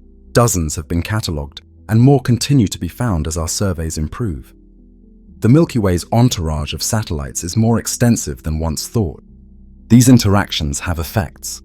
The LMC, for instance, with its substantial mass, around 10% of the Milky Way's mass, is tugging on our galaxy's halo and might even be shifting the center of mass slightly. It's likely contributing to the warp in our outer disk. Our disk is not perfectly flat, but bent, and the gravity of the Magellanic Clouds could be one cause of that warp. The infall of the Sagittarius dwarf seems to correlate with bursts of star formation in our disk. Indeed, some studies suggest that about 5 billion years ago, and again, about 1 billion years ago, Sagittarius's close passes perturbed our galaxy and triggered higher star formation rates, possibly even triggering the formation of our Sun around one such time. Thus, the satellites have likely influenced the Milky Way's evolution. Like dancers around a larger partner, their gravitational tugs send subtle ripples through the Milky Way's disk and halo. Our galaxy will continue to grow by merging these satellites. In the far future, as mentioned, it will experience the ultimate merger with the Andromeda Galaxy, and likely also the Triangulum Galaxy, M33, a smaller member of our local group. In about 4 billion years, Andromeda and the Milky Way will draw together, their mutual gravity distorting both. Perhaps long tails of stars will be flung out, and over a couple of billion more years, they will coalesce into a single elliptical galaxy, sometimes dubbed Milkomeda. The night sky of Earth, if Earth is still around and life still here, would change drastically during that merger, with new patterns of stars and intense star-forming fireworks for a while. Eventually, the two spirals' identities will be lost in a new, larger galactic system. Thus, even the Milky Way is impermanent on cosmic timescales.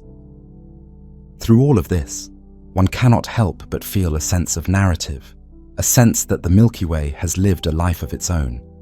We, as sentient beings within it, have only just become aware of that grand story. It is a bit like coming of age and suddenly learning the history of your vast family or nation, except our nation is a galaxy 100,000 light-years wide and 13 billion years old. It took remarkable scientific sleuthing to deduce this history. It is a testament to the human mind's ability to reason and infer that we can reconstruct events so remote in time and space. Our map of the Milky Way, therefore, is not just a static picture, it's an unfolding story. It shows a current snapshot, spiral arms, bar, etc., but also contains clues of how that snapshot came to be. By studying other galaxies which we can see from the outside, we gain further insight into stages of our own. We see galaxies in various merger stages, or starburst phases, or with different proportions of components, and we realize the Milky Way likely went through similar phases, or will in the future. Our understanding of galaxy formation has, in turn, fed back to refine our model of the Milky Way. Mapping our galaxy from the inside has truly been one of humanity's great scientific achievements. Over the past century, we progressed from having only a vague idea of our place in the cosmos to having a detailed mental construct of our entire galaxy, something no one observer can ever see in full. It required meticulous data collection and clever deduction. It's as if we have mapped a vast labyrinth by walking through its corridors and feeling our way, since we cannot rise above it to see the whole. And somehow, we succeeded. Mapping our galaxy from within stands as a triumph of human curiosity and intellect. Even as we gather more data and refine our models, we remain observers trapped inside the system we study. We will always be looking outward from within, and that inherently limits our perspective. There may always be features we cannot perceive directly, perhaps some subtle pattern in the distribution of stars that is too broad to recognize from inside, or some effect that requires an external view. We compensate with ingenuity and indirect methods, But there is something profound about this limitation.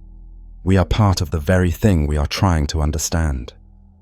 It is interesting to note that while we cannot see our galaxy from outside, observers in other galaxies can. To an astronomer in the Andromeda galaxy, for example, the Milky Way would appear as a faint, elongated spiral nebula in their sky, much like Andromeda appears to us. They could capture photos of our galaxy's grand design in a way we cannot. And conversely, we see Andromeda's spiral structure clearly, while the Andromedans, if any exist, must deduce it from the inside. In a cosmic sense, we and Andromeda serve as mirrors for each other. By studying other galaxies, we've come to understand our own, and in the future, the Milky Way and Andromeda will merge and no longer be separate, their destinies entwined. In about 4 billion years, as mentioned, this merger will begin, an event that future astronomers, perhaps not human, perhaps whatever beings exist then, will witness and record. The Milky Way as we know it will evolve into something new. But those changes are far in the future.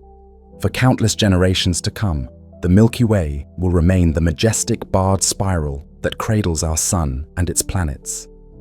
Our explorations have transformed that misty band in the night from a source of speculation and myth into a mapped and modeled galactic system.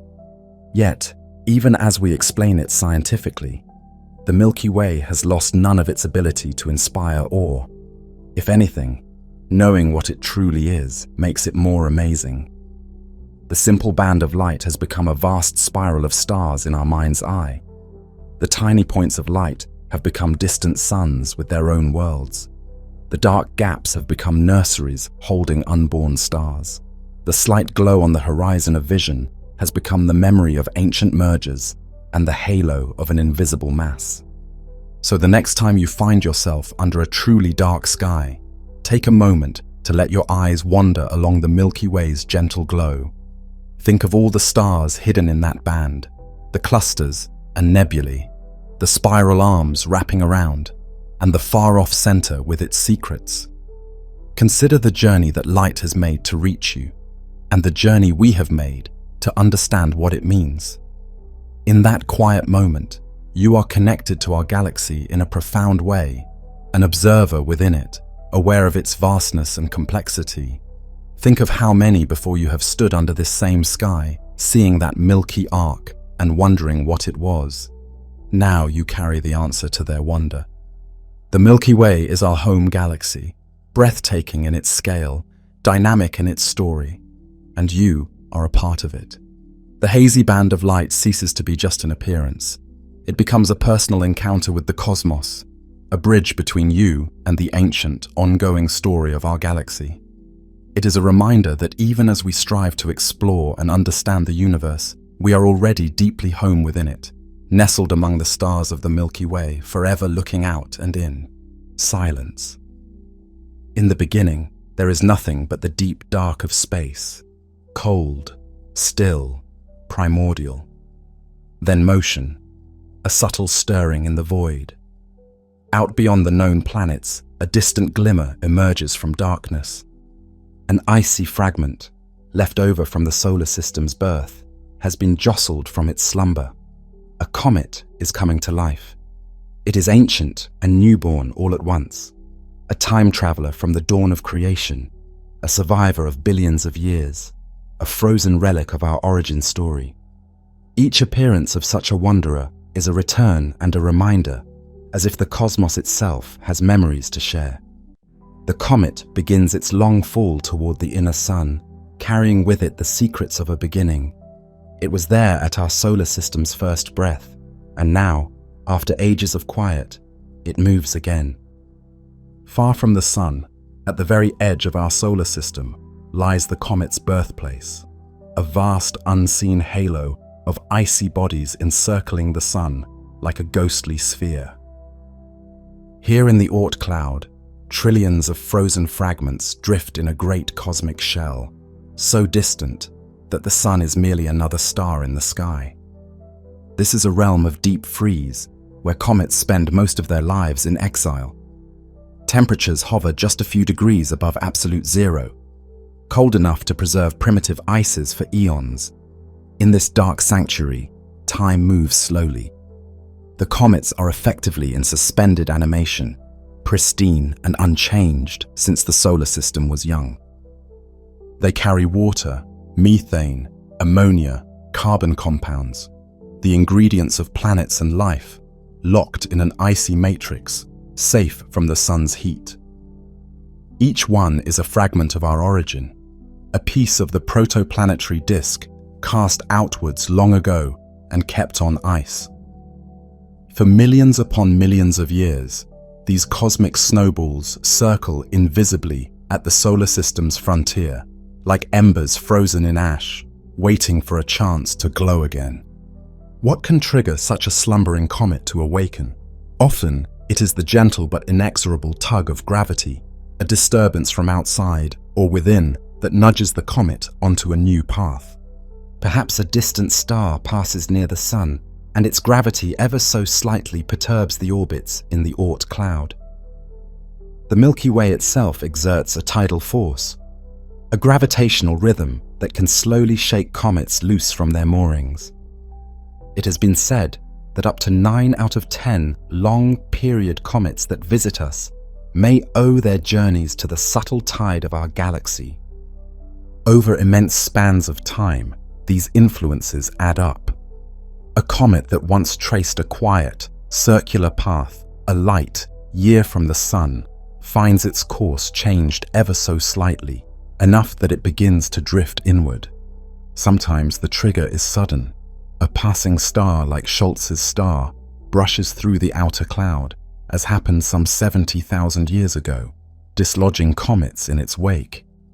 Or, in the distant future, another star will plow through the Oort cloud in a few million years, sending a rain of comets sunward. Even the giant planets can play a role for comets that dwell in closer reservoirs. A gravitational nudge from Jupiter or Saturn can redirect a comet from the Kuiper belt or inner Oort disk onto a new, plunging trajectory. And so, by fate or chance, one frozen body is knocked off course. It begins a long fall, pulled inward by the sun's gravity after an eternity in the cold. The silence of the outer dark is broken. The comet has embarked on a voyage that will transform it utterly. At first, as the comet journeys through the outer reaches, nothing visible happens. It is still too far from the sun, an unseen traveler in the interplanetary night. But slowly, inexorably, the solar warmth grows. The great journey may take millions of years from the comet's perspective, arcing slowly from the black outskirts toward the faint glow of the inner sun. As it crosses the orbit of Neptune and Uranus, the comet remains essentially a dark, icy nucleus, perhaps a few kilometers across, still cloaked in vacuum. But already, the sun's influence is mounting. The most volatile substances in the comet, gases like carbon monoxide and carbon dioxide, which turn to vapor at very low temperatures, begin to sublimate off the surface while the comet is still far from the sun. Even out near Jupiter's orbit or beyond, a large comet can wake up in subtle ways. Comet Hale, BOP, one of the brightest comets in modern times, was detected venting jets of carbon monoxide when it was further from the sun than Saturn, a ghostly breath in the frigid dark.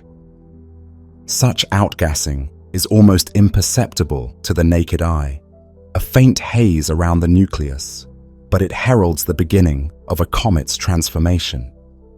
As the comet draws closer to the inner solar system, the sun's rays grow stronger and the pace of change quickens. Crossing the orbit of Jupiter and heading toward Mars' domain, the comet warms enough for water ice, its primary ingredient, to sublimate. What was once a solid, frozen mass now begins to unleash vapor. Jets of gas burst from beneath the surface, where sunlight heats pockets of ice, carrying with them clouds of dust particles that had been embedded in the ice. A tenuous atmosphere forms around the comet's nucleus. We call this the coma, a glowing halo of gas and dust that envelops the tiny nucleus like a luminous shroud. At first, the coma is thin and small, but as the comet approaches the inner solar system, the coma can expand to enormous size, often tens of thousands of kilometers across, dwarfing the nucleus that spawned it. Around some comets, a vast, invisible cloud of hydrogen gas also blooms, a halo that can be millions of kilometers wide.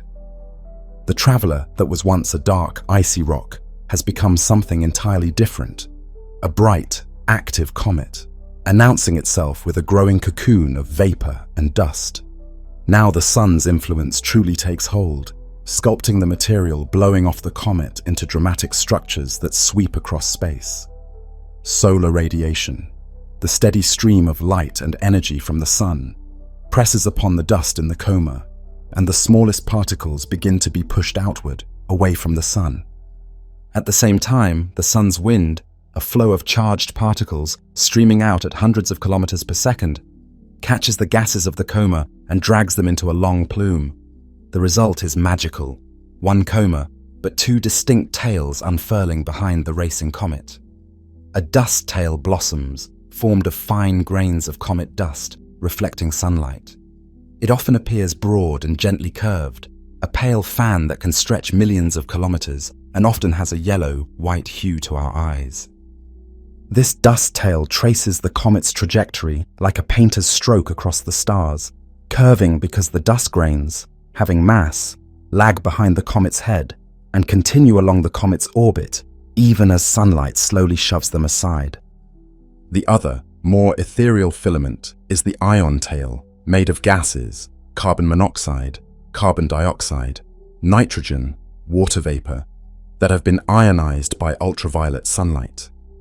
These ions glow faintly, often in a blue or bluish-green hue, and being charged, they respond to the sun's magnetic field carried by the solar wind.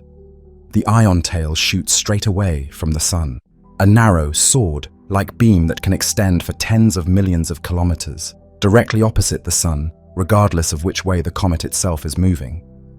If you could hover in space, you would see the ion tail always pointing away from our star, sometimes leading the comet when it departs the sun, sometimes trailing it as it approaches, but always oriented by that invisible solar breeze.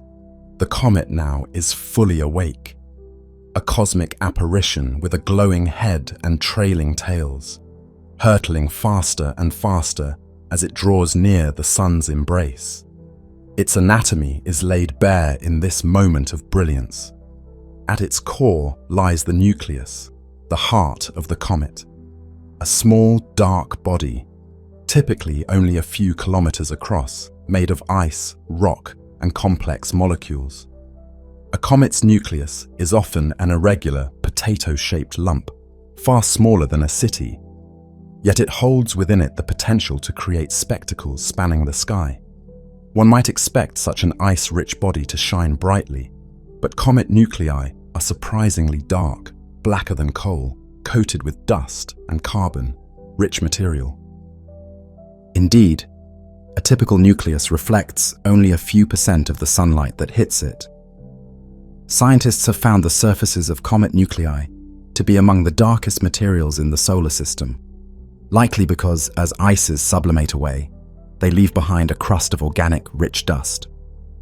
This dusty blanket absorbs sunlight, causing pockets of subsurface ice to heat and erupt in jets, the very process feeding the coma and tails. Surrounding the nucleus is the coma, a diffuse cloud of gas and dust grains that glows as sunlight scatters through it. To an observer on Earth, the coma often appears as a fuzzy, star-like core at the head of the comet. In fact, the word comet comes from ancient Greek kometes, meaning long-haired star, inspired by that misty head and trailing hair, like tail. From within the coma extend the two great tails, the broad, curving dust tail, glimmering with reflected sunlight, and the straight, often bluish ion tail, shining by fluorescing gases. The ion tail, being made of charged particles, is subject to magnetic whims, Ripples in the solar wind can cause it to kink or even detach. At times, astronomers have watched a comet's ion tail get ripped away by a particularly strong solar gust, only for a new tail to grow in its place as the comet continues to shed gas. These disconnection events are vivid reminders that a comet's graceful form is shaped by an ongoing interaction with our tempestuous sun. Dust tail and ion tail together turn the once invisible nucleus into a spectacle that can span half the sky. A comet at peak activity is like a giant paintbrush streaking away from the sun, its nucleus the handle, its coma the brush head, its twin tails the strokes of color on the canvas of night. What gives a comet's coma and tails their glow is not just sunlight, but the very substance of the comet itself, a rich chemistry that links these wandering iceballs to the origin of life. As the ices in the nucleus vaporize, they release not only water, but a menagerie of molecules that had been frozen inside. In that diffuse coma, scientists have detected some of the fundamental chemical building blocks that predate biology. There is water, H2O, the same simple molecule that fills Earth's oceans. There is carbon dioxide and carbon monoxide, the same gases that can shroud a planet's sky. Ammonia, methane, molecular nitrogen, simple compounds that carry the essential elements of life, stream away from the warming nucleus. Traces of more complex and sometimes toxic gases appear too. Hydrogen cyanide and cyanogen are commonly detected, which in ages past led fearful observers to imagine comets poisoning the Earth. Organic molecules form a substantial part of the outpouring.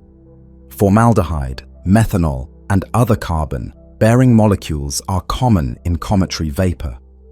Perhaps most intriguingly, comets have been found to contain amino acids, the building blocks of proteins.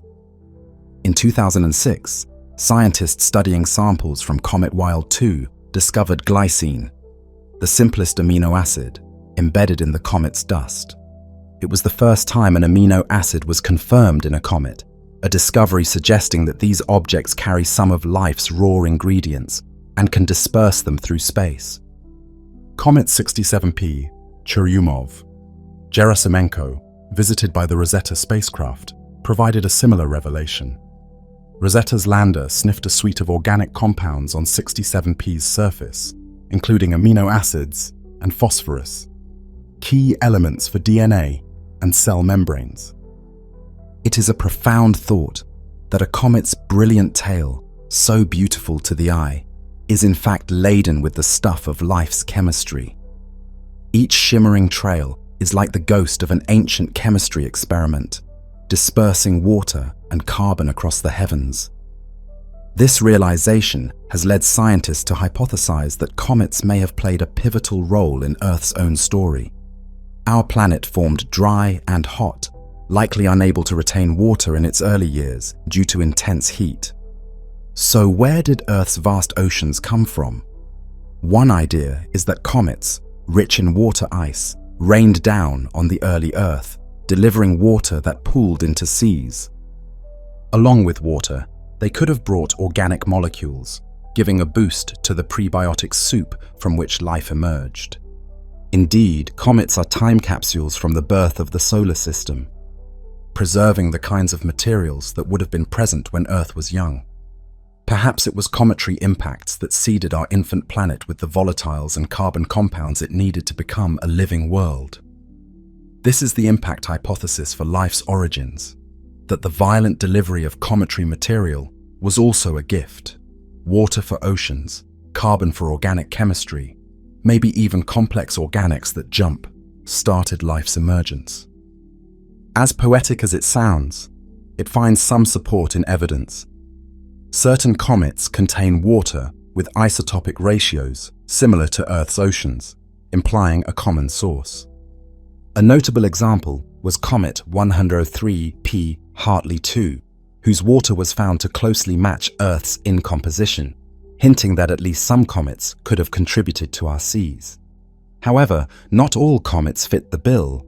Rosetta's measurements at Comet 67P showed its water was significantly heavier, suggesting that particular comet did not stock Earth's reservoirs. The debate continues, with current thinking pointing to a combination of sources delivering Earth's water.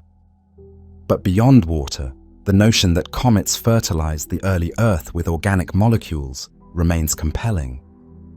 Experiments show that amino acids can indeed form in comet, like ices under cosmic radiation, and comets have clearly shown they carry such molecules. Comets, in this light, are both harbingers and gardeners, capable of sowing life's ingredients, even as they portend destruction. Destruction is the other edge of that cosmic sword. The same impact deliveries that might have nurtured life can also wreak havoc. Comets have slammed into planets many times. We have a front row view of such a catastrophe from July 1994, when comet Shoemaker, Levy 9, collided with Jupiter. This comet had been torn into fragments by Jupiter's gravity, and one by one, its pieces smashed into the gas giant, each impact releasing energy equivalent to millions of nuclear bombs. Earth-based telescopes watched in awe as fireballs erupted on Jupiter, and dark scars, larger than Earth in diameter, marred Jupiter's cloud tops. Those bruises on Jupiter were an eerie reminder. If such a comet were to strike Earth, the consequences would be apocalyptic. Indeed, some scientists speculate that a comet impact may have caused upheavals on our planet in the past. The mass extinction that ended the dinosaurs 66 million years ago is usually attributed to an asteroid, but it is conceivable a long-period comet could also cause such an event. In more recent geological history, there are hints, albeit controversial, that a sudden climate downturn 13,000 years ago might have been triggered by fragments of a disintegrating comet striking or air bursting over Earth. Whether or not comets can be definitively tied to past extinctions, they surely have the power to cause them. Even a small comet, only a kilometer or two across, hitting Earth would release more energy than all the world's nuclear weapons combined. The notion is terrifying precisely because comets often arrive with little warning. Unlike the asteroids we are mapping and tracking, a long-period comet from the Oort cloud can appear in our skies with only a few months or a few years' notice. It hurtles in at enormous speed, perhaps 50 or 70 kilometers per second relative to Earth, much faster than a typical near-Earth asteroid. That high velocity means an impact carries tremendous kinetic energy, and as comets approach the Sun, they can also unpredictably brighten or fragment, complicating efforts to gauge their size and trajectory. All this makes them challenging targets for any hypothetical planetary defense. A sneaky, long-period comet might be detected only a short time before a potential impact, leaving us scant time to prepare. It's a cosmic game of chance that humanity must take seriously. So while we marvel at comets, astronomers also keep a wary eye on them. Surveys scan the sky for new comets, and space agencies contemplate how we might deflect or evacuate if one were ever found on a collision course. The menace is low, probability. Impacts by large, long-period comets are extremely rare on human timescales, but the potential consequence is high. Comets, then, embody the duality of nature, creators and destroyers, preservers of life's ingredients, yet capable of mass extinction. They remind us that our planet's story is intertwined with the capricious theater of space. One world's gentle rain of water may be another world's cataclysm. As we look up at a comet's beauty, we cannot forget the danger in its halo. And yet, in these icy visitors, we also see archives of the earliest history of our solar system. Each comet is a celestial archivist, preserving in its frigid nucleus a record of conditions from over 4.5 billion years ago. Locked away in that dark, porous ice are tiny grains of dust, older than Earth, some perhaps older than the Sun, solar grains from ancient stars. The composition of comets, the ratios of isotopes in their water, the mix of organic molecules, the presence of noble gases, all carry information about the environment and processes that prevailed when planets were forming. When we study a comet, we are in a sense reading a memoir of the solar system's youth. Comets have been called time capsules by scientists, and rightly so. Untouched by geologic activity or intense solar heat, a comet's nucleus can preserve volatile compounds that would long ago have disappeared from planets. For instance, the detection of molecular oxygen streaming from comet 67P was a great surprise. O2 is so reactive that it's rarely found in space except as a byproduct of life. Yet Rosetta found abundant O2 in 67P's coma.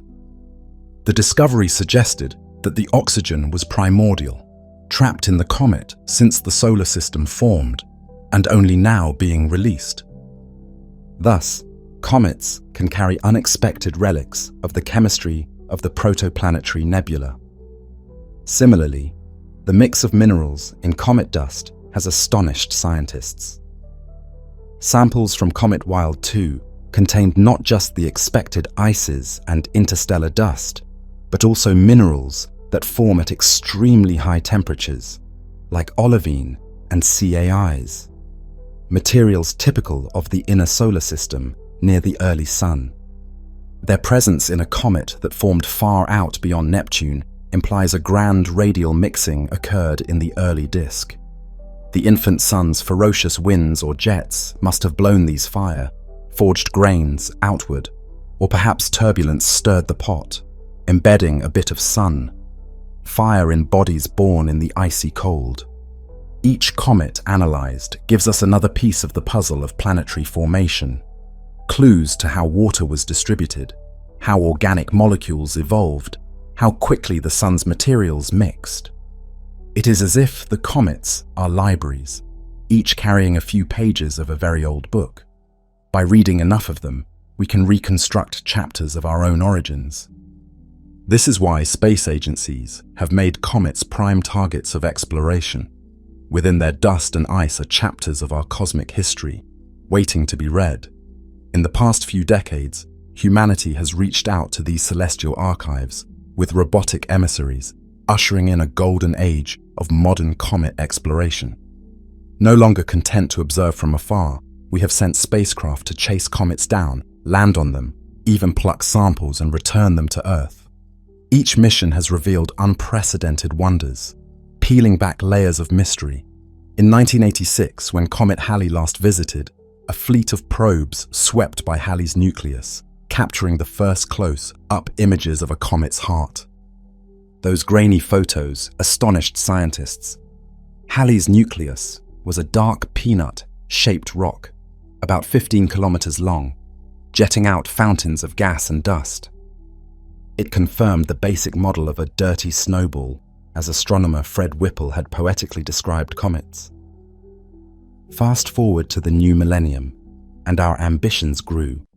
In 2005, NASA's Deep Impact mission performed a bold experiment on Comet Tempel 1.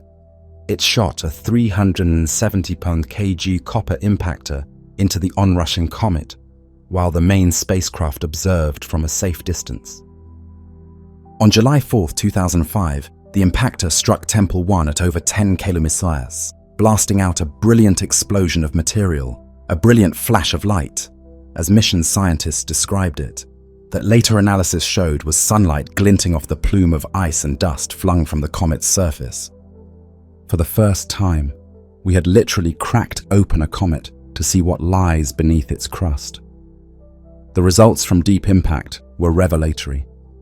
The impact kicked up fine powdery material, indicating that Tempel 1's interior is not solid rock or ice, but more like talcum powder or freshly fallen snow. A very fluffy structure, weaker than a bank of powdery snow. In fact, scientists concluded the comet might be 50th and 75% empty space inside, its ices and dust forming a loosely bound sponge. The plume analysis also detected a burst of organic compounds and carbon-rich dust. A huge increase of carbon containing materials was seen in the ejecta, showing that the comet's interior holds a substantial amount of organic matter. And within the dust, telescopes found microscopic clay and carbonate minerals, substances that form in liquid water, raising the puzzling possibility that liquid water had existed transiently inside or on Temple 1. Deep impact thus painted a picture of a comet as a fragile amalgam of primitive dust and ice, laden with organic molecules and even complex compounds, largely unaltered since the early solar system, except for a thin surface crust. It reinforced the idea that comets could have delivered organics to Earth by demonstrating the richness of organics beneath the surface. The mission also dramatically visualized how comets are eroded by each encounter with the Sun. One of the mission's key findings was that Temple 1's interior ices are well shielded from sunlight by a layer of dust, meaning the deep interior could still harbor pristine ices from billions of years ago. Deep Impact's feat was not just scientific, but cinematic. Humanity punching a cosmic snowball to reveal its secrets. And it succeeded beyond expectation, confirming that much of a comet's story lies hidden just beneath a dusty veneer. Where Deep Impact blew a hole in a comet, NASA's Stardust mission delicately gathered pieces of one and brought them back to Earth. Launched in 1999, Stardust chased Comet Wild 2 and in 2004 flew through its coma, using an ingenious catcher made of aerogel to snag particles from the comet's tail. The spacecraft then turned around and delivered these particles to Earth in 2006, the first time we ever retrieved macroscopic samples from a comet. When scientists opened Stardust's sample canister, they found tiny scorched tracks in the aerogel, each made by a high-speed comet dust grain embedding itself.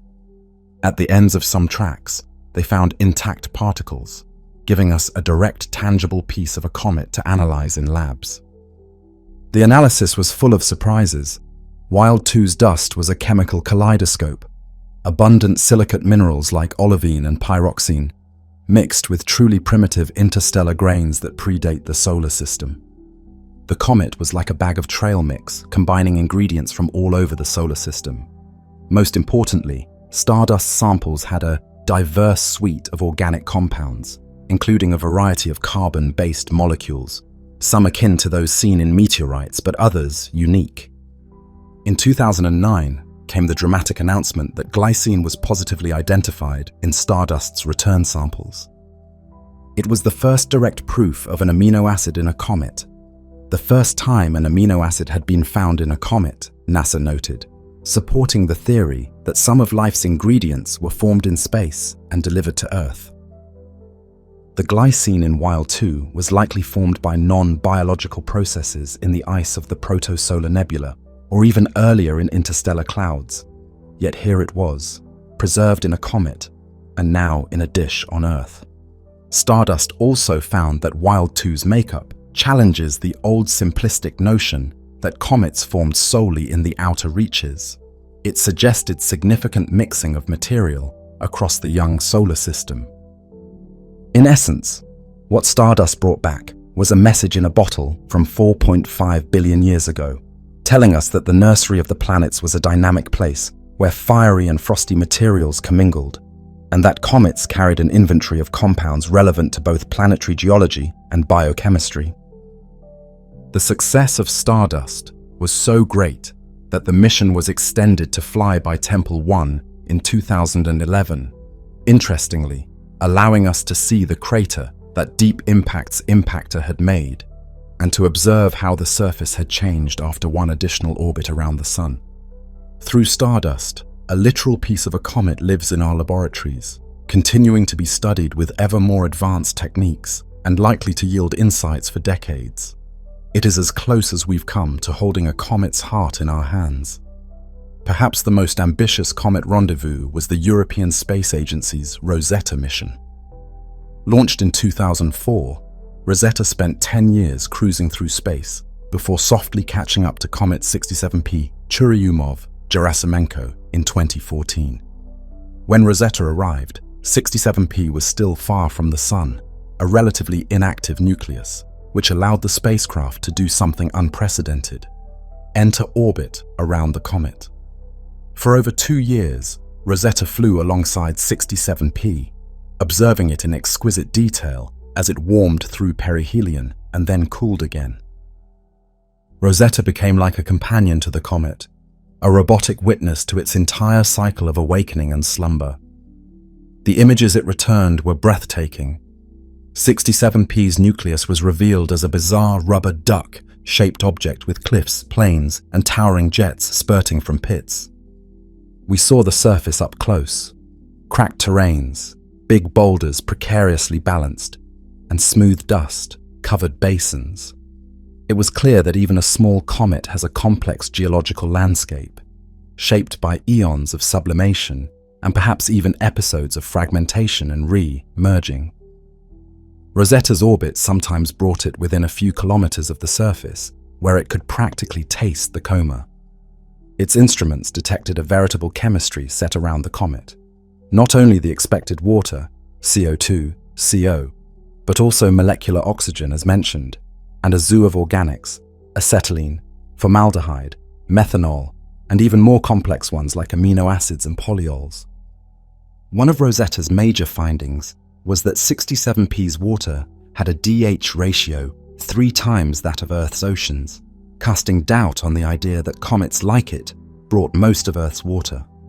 But conversely, its detection of abundant organics and even phosphorus showed that comets are rich in life's ingredients. Rosetta also carried a small lander, Philae, which in November 2014 was released to land on 67P's surface, the first landing on a comet nucleus. In a dramatic series of events, Philae bounced and came to rest in a shadowed nook. In its short active time, Philae still managed to drill and sniff the comet's surface chemistry, detecting complex organic molecules, including 4 compounds never before detected on a comet, such as acetone and propionaldehyde. Though its battery died after a few days, Philae had already given us the first ground truth of a comet's surface, confirming it was a mixture of hard ice and dust with organics, and measuring its hardness and composition locally. Meanwhile, Rosetta kept orbiting and tracking changes, watching jets switch on, measuring how much mass the comet lost at perihelion, and then, as the comet receded from the Sun, observing the activity ebb. In September 2016, as 67P journeyed back outward, Rosetta gently descended to the comet's surface and joined it, a controlled landing that ended the mission. The wealth of data Rosetta returned has been transformational. We learned that cometary activity can create sinkholes and pits as subsurface ice pockets sublimate. We saw the day-night cycle of the comet driving regular water vapor pulses. Perhaps one of the most surprising Rosetta findings was the detection of large amounts of molecular oxygen, an unexpected guest, suggesting that 67P's ices formed in an environment that trapped O2, or that some reaction was producing O2 on the comet. Rosetta truly made 67P one of the most studied comets in history, turning it from a fuzzy dot in telescopes into a tangible world with its own character. By riding along with a comet, Rosetta fulfilled an old dream, to understand, from up close, how a comet lives and changes. It's as if for 2 years we had a seat on the comet's shoulder, watching it breathe and evolve. Rosetta's legacy is profound, not only in its scientific discoveries, but in cementing the idea that these icy wanderers are accessible places that we can explore directly, even land upon, as we would a moon or an asteroid. Just when we thought we had seen it all, nature delivered a completely unanticipated twist. Comets from beyond our solar system. In 2017, astronomers detected a faint object on a hyperbolic path, meaning it was not bound to the Sun, screaming through the inner solar system. Dubbed Oumuamua, it was the first confirmed interstellar object ever observed in our solar system. Unlike the comets we know, Oumuamua showed no visible coma or tail. It was more like a mysterious spindle. Its brightness fluctuated dramatically, suggesting an elongated or flat shape tumbling end over end. It passed closest to the Sun and then headed out, exiting just as fast as it came. Only later did scientists realize it had a slight non-gravitational acceleration, as if something gave it an extra push. We got only a brief glimpse of Oumuamua, and it left more questions than answers. Was it a comet that had lost most of its volatiles?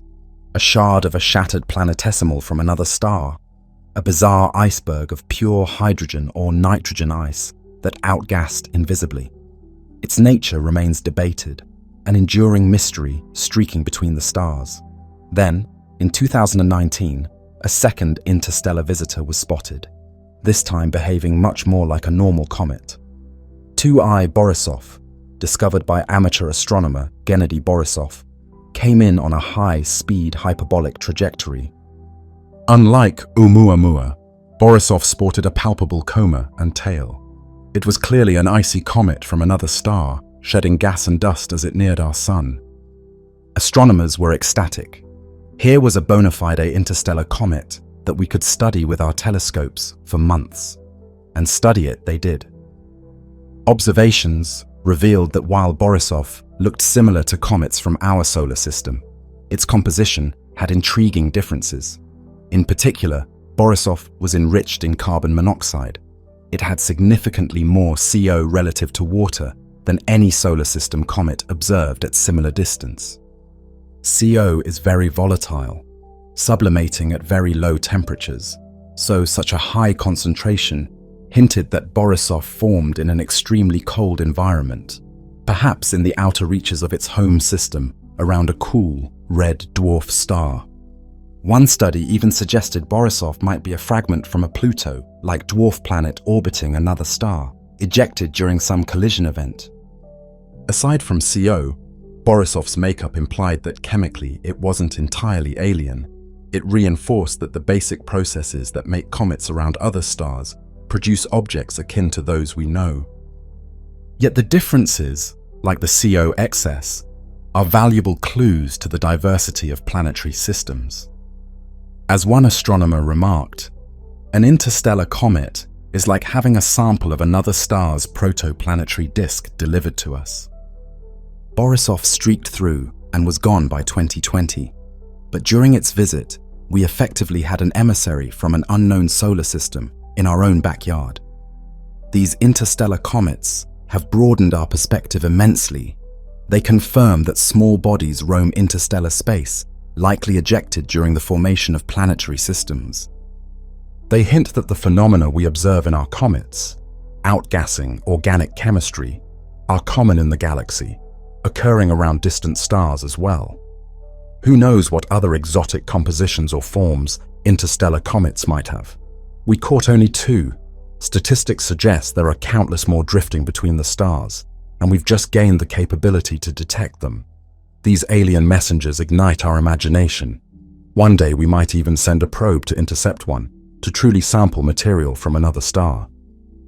For now, we use our best telescopes, like Hubble and ALMA, to glean what we can as they pass.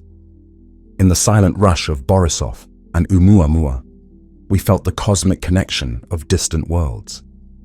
They made the interstellar void just a bit more intimate, showing that nature flings pieces of worlds across the gulfs of space. A comet from a star 100 light years away might end up lighting our sky for a brief moment, a reminder that the story of comets is a galactic story, not just a solar system one. What does the future hold for comet science? It is an exciting time, for our tools and plans are evolving rapidly. Soon, an era of powerful survey telescopes will dramatically increase the discovery rate of new comets. The Vera C. Rubin Observatory in Chile, set to begin full operations in the mid-2020s, will scan the entire sky nightly with a huge camera. It's expected to find thousands of new comets, including many faint, distant ones that were previously missed. By one estimate, Rubin's 10th-year survey could quintuple the number of known objects in the solar system, effectively illuminating the population of distant long-period comets and maybe even catching incoming comets years before they reach the inner solar system. This means earlier warnings for any potential threats and more time to prepare missions to particularly interesting comets. Rubin might even catch the next interstellar visitor on its way in. Meanwhile, specialized spacecraft are on the horizon to meet comets on their own terms. The European Space Agency is developing Comet Interceptor, a mission scheduled for launch in 2029. Unlike previous missions that targeted known periodic comets, Comet Interceptor will wait at the Sun-Earth L2 point for a suitable target to appear. The idea is to be ready to ambush a truly new comet, ideally one making its first ever approach from the Oort cloud, or even an interstellar comet like Borisov. When such a pristine comet is discovered inbound, Comet Interceptor's trio of probes will deploy and fly by it, imaging it and sampling its environment in detail. This mission concept embraces the unpredictability of comets, essentially saying, we'll be ready when the cosmic dice roll a good one. On the sample, return front, scientists are eager to build on Stardust's success by bringing back a larger, more pristine sample of a comet, including volatile ices. A proposal called Caesar was developed to revisit Comet 67P and collect at least 100 grams of material, carefully isolating the volatiles so that even the sublimation gases could be returned in a sealed container. Though not yet funded, Caesar or similar concepts remain high on the wish list because having a well-preserved chunk of a comet's nucleus in terrestrial labs could revolutionize our understanding of comet chemistry. We would be able to analyze amino acids for chirality, search for complex organics, and perhaps even prebiotic compounds with the full power of modern analytical chemistry, and precisely date grain components to see if some predate the solar system. Future mission planners also dream of landing on a comet again, this time with rovers or hoppers that could explore multiple sites, or even drilling into a comet to bring up samples from a meter or two down. Technologically, this is challenging. Comet surfaces are low, gravity, uneven, and active, but not impossible. There's also talk of missions to special comets like main belt comets. In fact, the James Webb Space Telescope recently detected water vapor from a main belt comet, confirming that water ice can survive in that region. With Webb's keen infrared eyes, astronomers can now study the outgassing of comets in unprecedented detail, even when the comets are far from Earth or faint. Webb and its successors will examine the molecular makeup of comet comas, detecting trace species and isotopes that ground telescopes struggle to see. All these developments, better surveys, agile interception missions, advanced sample returns, and powerful space telescopes are converging to ensure that the next decades will be a renaissance in cometary science. We stand to answer some burning questions. How do comet nuclei structurally differ? What precise recipes of organic chemistry do they carry? And could those have led to life's emergence on Earth? How do comet populations in other star systems compare to ours? Are there many Borisovs out there with exotic compositions? Are there detectable patterns in comet orbits that hint at undiscovered distant planets? Each new comet observed or visited is another data point in unraveling these mysteries. Even as we peer ahead, comets remind us of the cyclical nature of time and the grace of celestial mechanics. Some comets are periodic. They return on regular schedules, their orbits bound to the sun in ellipses like cosmic clockwork. Halley's Comet, for instance, completes an orbit about every 76 years, faithfully revisiting the inner solar system as generations of humans pass. It is a periodic comet of the Halley type class, meaning its path is elongated and inclined, taking it far beyond Neptune before swinging back around. Halley has been observed since antiquity. Each return, it has been noted by those who knew to expect it, or feared it as an unpredictable omen in older times. It will return again in 2061, completing yet another cycle in its millennia, spanning journey. Many other comets belong to Jupiter's family, like Comet Encke, which whips around the Sun every 3.3 years, the shortest orbit of any known comet.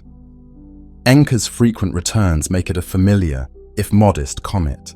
Its orbit is tightly bound near the inner planets, likely shaped by past interactions with Jupiter that captured it into a smaller loop. On the other extreme, are long period comets, those that take thousands or millions of years to return, or may be visiting the inner solar system for the first and last time if their orbit is open. These come screaming in from the Oort cloud with orbital periods so long they effectively appear just once from humanity's perspective. Some long-period comets might be on bound orbits of, say, 100,000 years, but others, after slinging around the sun, get flung out entirely, either by gaining energy from a planetary encounter or by having come in on a trajectory that wasn't bound in the first place. In a sense, each comet's fate is written by gravity, by the immutable equations of orbital dynamics and the chance encounters it experiences. A periodic comet, like Encke, found a stable niche and will likely keep cycling until it gradually evaporates away or a perturbation kicks it out. A comet, like C2012S1, was likely a first-time visitor from the Oort cloud. It dived near the sun and disintegrated, its fragments carried off on hyperbolic escape paths, never to return. The cycles can also evolve. A long-period comet might be captured into a shorter period by a lucky interaction with Jupiter, or a periodic comet might get tossed out by a similar encounter. One famous example, Comet Brooks 2 in 1886, had a close brush with Jupiter that radically changed its orbit, essentially capturing it into a new, shorter period. Conversely, Lexell's comet in 1770 passed extremely close to Earth, and then, after 2 apparitions, passed near Jupiter and was ejected from the inner solar system entirely, never seen again. Gravity giveth and gravity taketh away. Over time, periodic comets also evolve physically. Each passage by the sun costs them some mass, like a spoon of ice cream melting off with each lick of heat. Eventually, many periodic comets likely fizzle out or break apart. Halley's comet, for example, has been losing mass for thousands of orbits. Scientists estimate its nucleus has eroded considerably and may survive only another few thousand revolutions before it becomes an inert husk or vanishes in a spray of debris. In a sense, comets have life cycles, a birth, a long dormancy, a potential series of active apparitions, and a death either by evaporation, disintegration, or collision. Some comets die spectacularly, like Comet Shoemaker, Levy 9 did by impact, or like Comet Ison, which evaporated in the sun's corona, while others simply fade to black, their volatiles exhausted, so they no longer grow comas, but persist as dark, rocky objects akin to asteroids. It's thought that a number of near-Earth asteroids might actually be extinct comet nuclei, the remains of comets that died after many orbits of activity. For example, asteroid 14827 Hypnos and others show characteristics hinting they could be spent comets. Even Encke's comet itself has much lower activity than one would expect for its size, suggesting it's nearing exhaustion, shedding less material each pass. The torrid meteor showers that grace our skies every year in late October and early November are attributed to debris from Comet Encke's gradual decay. This meteor stream contains not just dust, but possibly larger fragments. Indeed, there's speculation that some Tunguska-sized objects in the torrid swarm are leftover pieces of Encke's parent body, hinting that Encke may be the remnant of a much larger comet that fragmented ages ago. All these patterns, capture, loss, fragmentation, periodicity, illustrate that comets, for all their wandering, follow the rhythms set by gravity. In their paths, we see the fingerprints of planets and forces that have shepherded them. Each comet's orbit is a story of where it came from and what it encountered. Some are near, parabolic, whispering of origins in the dark Oort cloud. Some are tightly elliptical in the plane of the ecliptic, betraying a past in the Kuiper belt or scattered disk. Some, like Halley, have retrograde or inclined orbits, suggesting they were tossed in from the Oort cloud, yet bound to return. Each path is an archive of gravitational interactions. It's humbling that even such seemingly erratic travelers obey the same physical laws that guide planets in their courses. The difference is that comets have 1 foot in Newton's clockwork and 1 foot in chaos. Their fates can pivot with a chance encounter. Thus, they symbolize both the predictability and the caprice of the cosmos. Through all these scientific lenses, however, a comet is more than just a subject of study. For those who stand under a clear night sky and witness a great comet arcing overhead, there is an undeniable emotional and philosophical impact. Comets have forever been omens and inspiration, provoking fear and wonder in equal measure. In ancient times, they were often seen as divine messages, the harbingers of doom, as many cultures called them. Their sudden appearance, unpredictability, and striking form set them apart from the regular stars and planets, which moved in reassuring order. To people who didn't know where comets came from, it was natural to imagine they were sent by gods or spirits. One culture might see in the comet's tail the flowing hair of a weeping woman, a celestial mourner heralding sorrow. Another might see a fiery sword blazing across the heavens, an unmistakable sign of war and wrath from the gods. The ancient Chinese called comets broom stars and long-tailed pheasant stars, and painstakingly recorded their appearances and how their tails pointed, interpreting them as portents of imperial fortunes. A comet, seen in 1066, was recorded in the Anglo-Saxon Chronicle as a fearsome sign, indeed, that year saw the Battle of Hastings, and the famous Bayeux tapestry depicts the comet with people staring and pointing, captioned Isti mirant stellum. These men marvel at the star, which they believed heralded the fall of King Harold and the rise of William the Conqueror. Across cultures, the word disaster literally means bad star, from Latin dis, astrum, reflecting the belief that an ill-omened star brought calamity.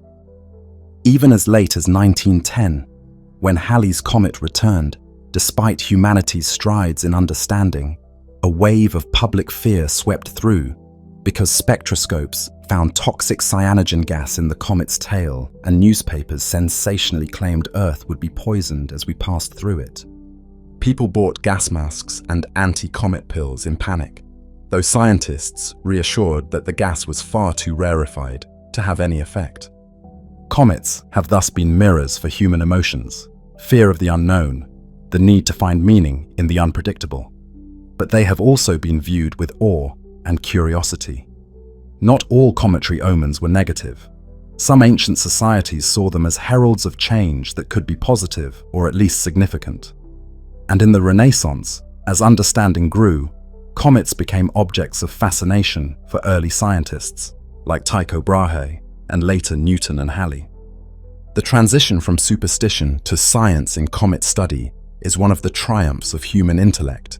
Yet even now, knowing what they are, we can still feel the mythic resonance when we see one. There is something poetic about a glowing traveler appearing unannounced, silently traversing the night, and then disappearing into the dark again. We can empathize with our ancestors. A bright comet in ancient skies must have felt like a rupture in the normal order of things, a moment when heaven's script flipped to a new page. Even today, a great comet can unite global audiences in shared wonder. In 1997, Comet Hale, Bop hung in the sky for months, so bright it was visible even above cities. It became a cultural phenomenon in a quiet, uplifting way. Millions of people, regardless of nationality or belief, gazed up at its jewel tails night after night, reminded that we all share the same sky. Comets thus have a unifying quality too. They prompt us to look upward and outward, to ponder our place in the universe. They are emblems of impermanence and renewal. Each comet's apparition is fleeting on the human scale, a matter of days or weeks of peak display. Yet the comet itself endures on a much longer orbital cycle, or if not, its materials disperse and perhaps seed new worlds. Watching a comet, one senses the slow ticking of cosmic time. The comet may have last visited before we were born and will return long after we are gone. In that realization is a humbling truth. Our lives are brief, and these celestial events link generations separated by centuries. A person in ancient China who noted a comet on a bamboo chronicle, a medieval monk who painted a comet in the margins of a manuscript, a modern child who makes a wish under a comet's tail, all connected by these passing cosmic hikers that journey between the ages. There's also a gentle existential lesson: fragility. The comet's beauty is born of its disintegration. It must lose itself to become the vision we adore. As it sheds those tails, it is gradually consumed. Nothing in this universe, not even a lovely comet, lasts forever. Halley's Comet, blazing through history, is slowly dying with each passage, its mass whittled away. One day, it will be gone. But new comets will take its place, falling in from the reservoir at the solar system's edge. Thus, comets embody the cycle of death and rebirth on a cosmic scale. They hint that creation and destruction are partners. The water that comets spend into space might become part of a new planet's ocean. The organics they scatter could seed fledgling life elsewhere. A comet's life and death are part of a grander continuum of matter. For those given to reflection, seeing a comet can feel like touching the infinite and the ephemeral at once. Its glowing form against the starry background speaks of beauty, unearthly, unowned, freely given, and of transience, because you know it will not last. Perhaps this is why comets have inspired so much art, poetry, and even religion. They provoke wonder about the workings of the heavens and introspection about our own lives. Mark Twain, who was born under Halley's Comet in 1835, famously mused that he expected to go out with it in 1910, and indeed, he died one day after Halley's perihelion that year. He saw the comet as a cosmic bookmark to his life, a personal omen in a scientific age. Such is the hold a comet can have on the human psyche. Now, the comet we have been following has looped around the sun. Surviving its blistering approach, it is outbound once more, its tails fading as the icy fountains weaken. We imagine ourselves riding with it briefly as it recedes. The sun grows smaller. The great gaseous trails that made it magnificent are dissipating into space, left behind as a transient trace of its journey. Before long, the coma will collapse back onto the surface. The comet will become a quiet, solid traveler again. It returns to the cold depths, carrying perhaps a thin mantle of fresh dust from its recent activity. Slightly altered but still essentially the same nucleus forged eons ago. In the skies of Earth, the once splendid comet is now barely a smudge in telescopes, then not even that. To the naked eye, it is gone. The show is over, the cosmic stage empty once more. But the memory remains, in photographs, in data, and in the minds of those who looked up and felt a connection with something beyond the ordinary. The night after a bright comet disappears feels a little emptier, as if a friend has departed on a long voyage. Yet there is also a sense of gratitude and privilege at having witnessed one of nature's most sublime performances. The sky returns to darkness and silence. Stars wheel in their eternal courses. All seems as it was. But we know that somewhere out there, far beyond our sight, that comet continues its journey. Perhaps it will circle back decades or millennia hence, or perhaps it will wander interstellar space forever. And we know too that elsewhere, other comets are inbound, unseen as yet. The great vault of the Oort cloud still holds countless icy nomads awaiting their call. The Kuiper belt at the fringe of Neptune's realm steadily feeds short-period comets inward. Even now, dozens of comets traverse the solar system in various stages of their lives, most faint and unnoticed except by astronomers. The cosmos is never truly still. There is always motion, always a story unfolding, often out of sight. Under a moonless night, an observer on Earth gazes at the horizon where a comet once glowed. Now there is darkness. But that darkness is not empty. It is filled with possibility. The observer might recall how just weeks ago, a brilliant tail stretched there and feel a poignant longing. Comets remind us of how rare and precious some sights are, how we must cherish them when they arrive. They also remind us of the vastness of time. We may wait a lifetime to see a great comet, or we might be lucky to see several. It is not for us to command, only to appreciate. And in waiting, we participate in an age-old human experience, sky-watching with hope and humility. In the stillness of the pre-dawn hours, the world turns and a new day's light creeps in. The comet's memory melds into the growing glow of sunrise. Yet, somewhere, a comet moves. Perhaps it's our comet of focus, now far away, retreating into solitude with a dwindling tail still gently pushed by the solar wind. Perhaps it's another, just now beginning to feel the first whispers of the sun and growing a tenuous halo in reply. The cycle continues unbroken. One day, another distant glimmer will appear in our telescopes, another celestial visitor announcing itself in the silent language of reflected sunlight. And humanity will aim its curious eyes and instruments at it, studying it, admiring it, wondering about it. The horizon is never truly empty. It is an endless watchtower for the next marvel to rise. In the final meditation of this journey, we return to the image of a lone comet sailing through space. Envision it in the darkness. A tiny nucleus of ice and dust, perhaps peppered with rocky bits, with a faint aura around it. The last vestige of its coma gradually dispersing. It is quiet now, after the frenetic activity near the sun. It has shed material, but it has also gained something intangible. Another chapter in its existence, another imprint on the universe. Ahead of it lies a long arc into the outer solar system.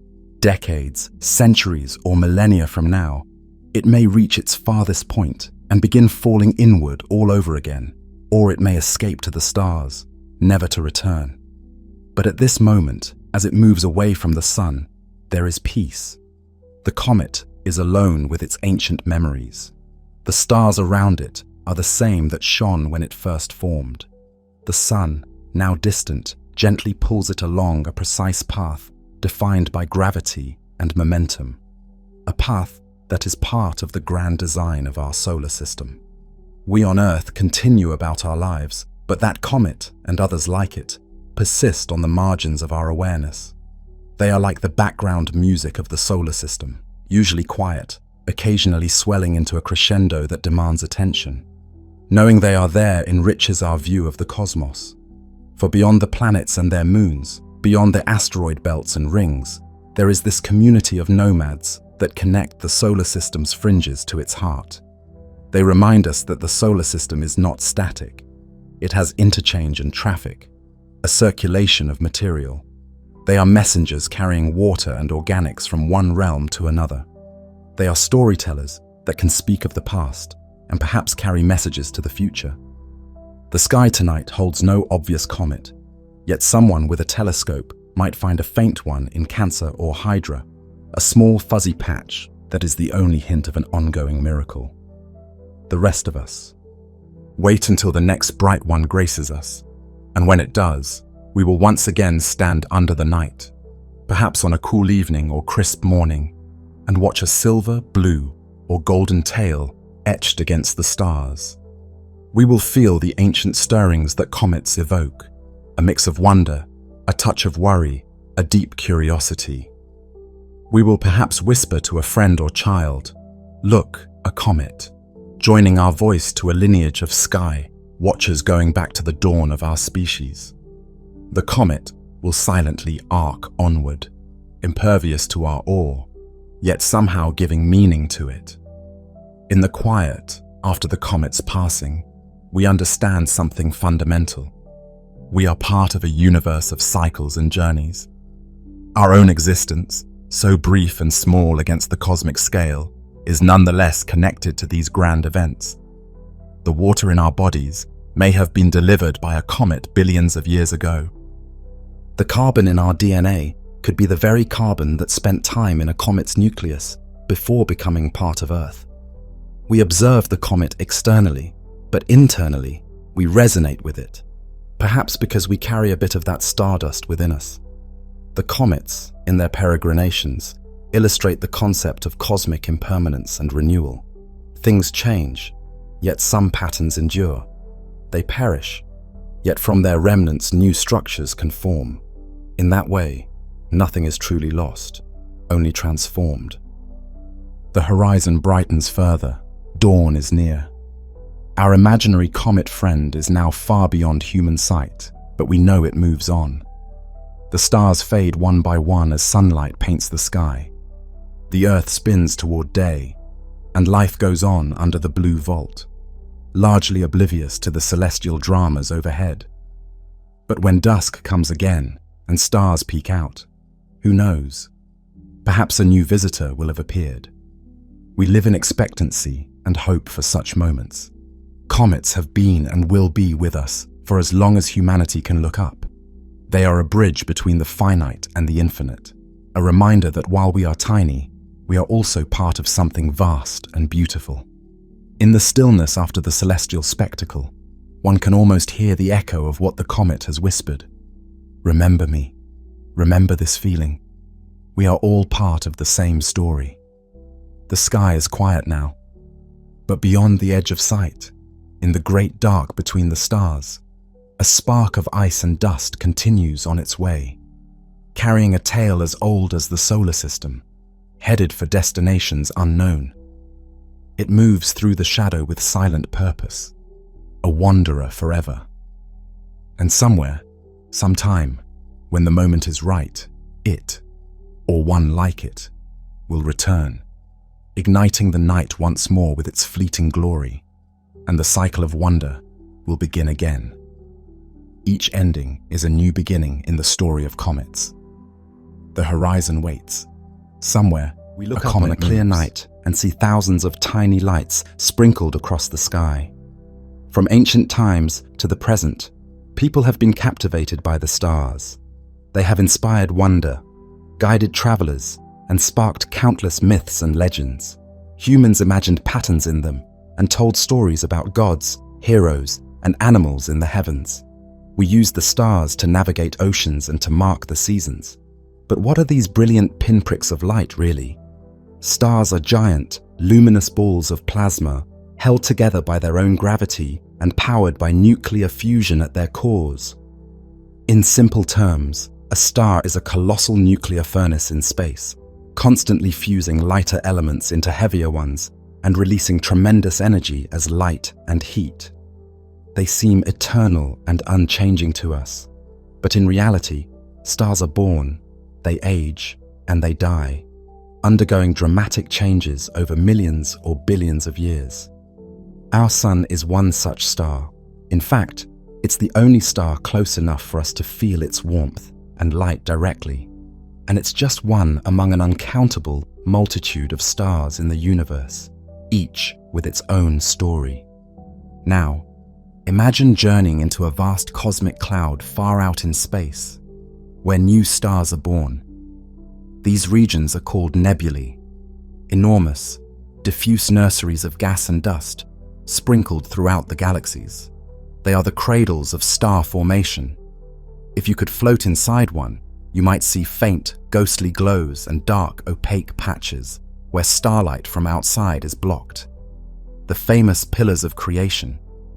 Photograph of the Eagle Nebula, for instance, shows towering columns of gas and dust rising like mountainous spires.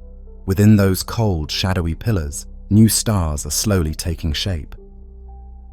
The Great Orion Nebula, visible as a faint smudge in Orion's sword, is one such stellar nursery, a cavern of gas and dust over 20 light-years wide, where thousands of baby stars are forming.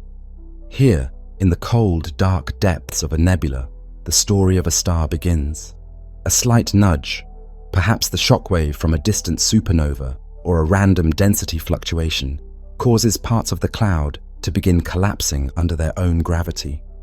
Over thousands to millions of years, a portion of the nebula's gas gathers more and more mass, pulling in surrounding material.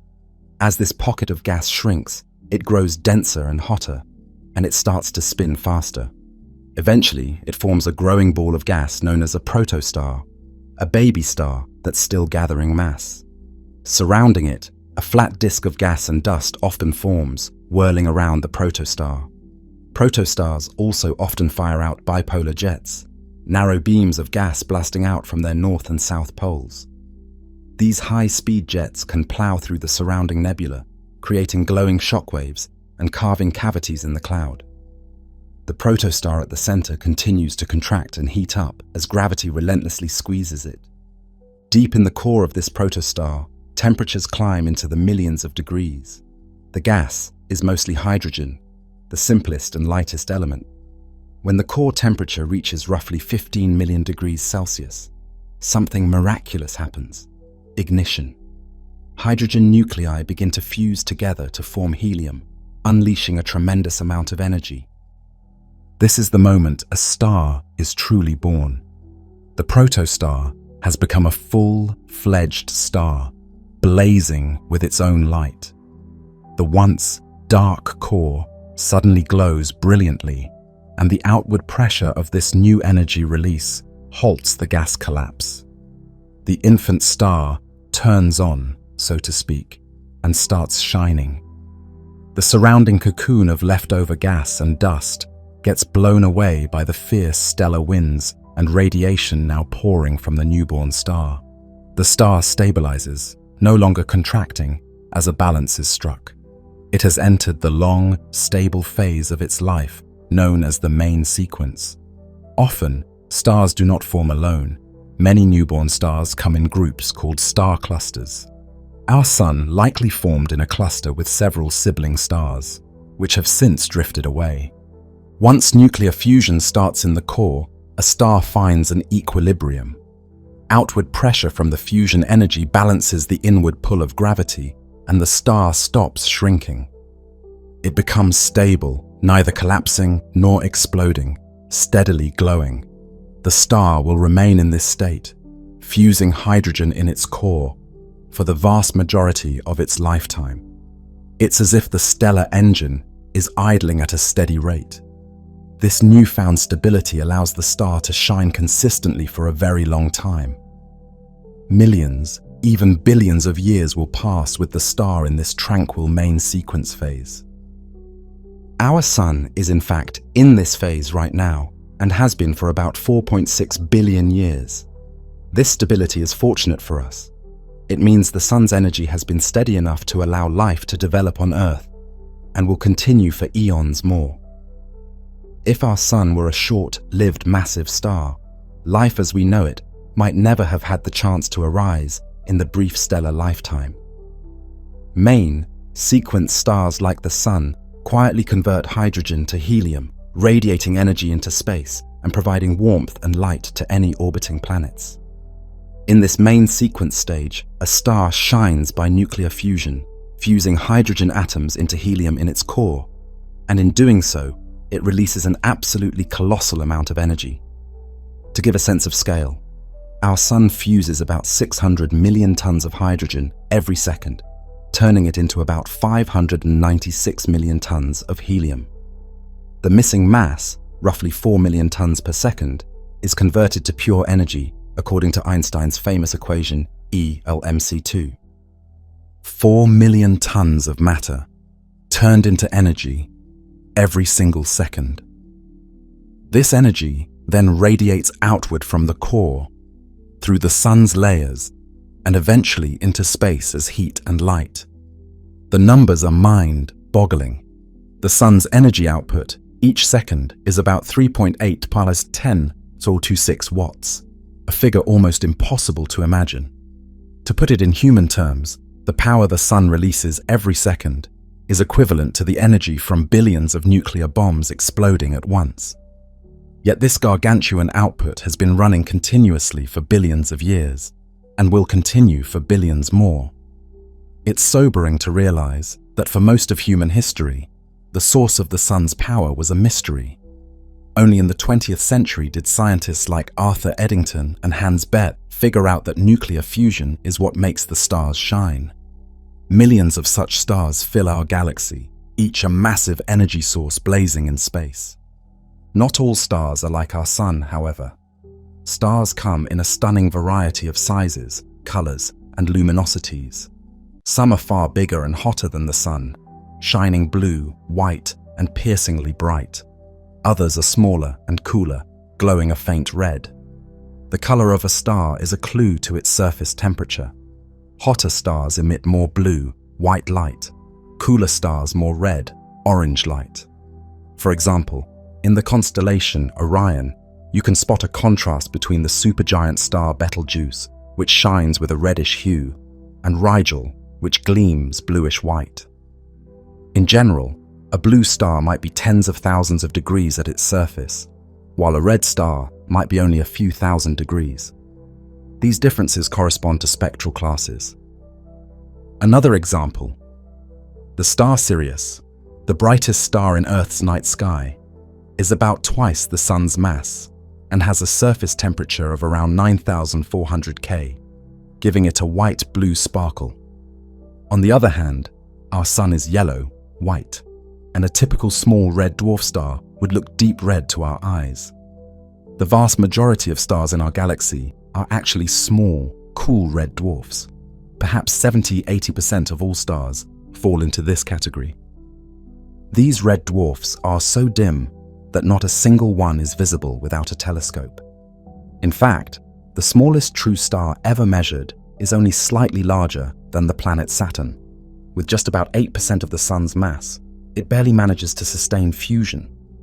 Were it any smaller, it would fail to ignite and become a failed star, known as a brown dwarf. By contrast, most of the stars we see sparkling in the night sky are the larger, more luminous types that, while much rarer, shine hundreds or thousands of times brighter than red dwarfs and can be seen across great distances. If you stood on a hypothetical planet orbiting a red dwarf, the star might hang in a dim red sky, casting an eerie dusk, like light even at noon. By contrast, a planet around a hot blue-white star would be flooded with a stark, bluish illumination and intense ultraviolet rays. Size and mass have a profound effect on a star's fate. In general, the more massive a star, the hotter and brighter it burns, and the shorter its life.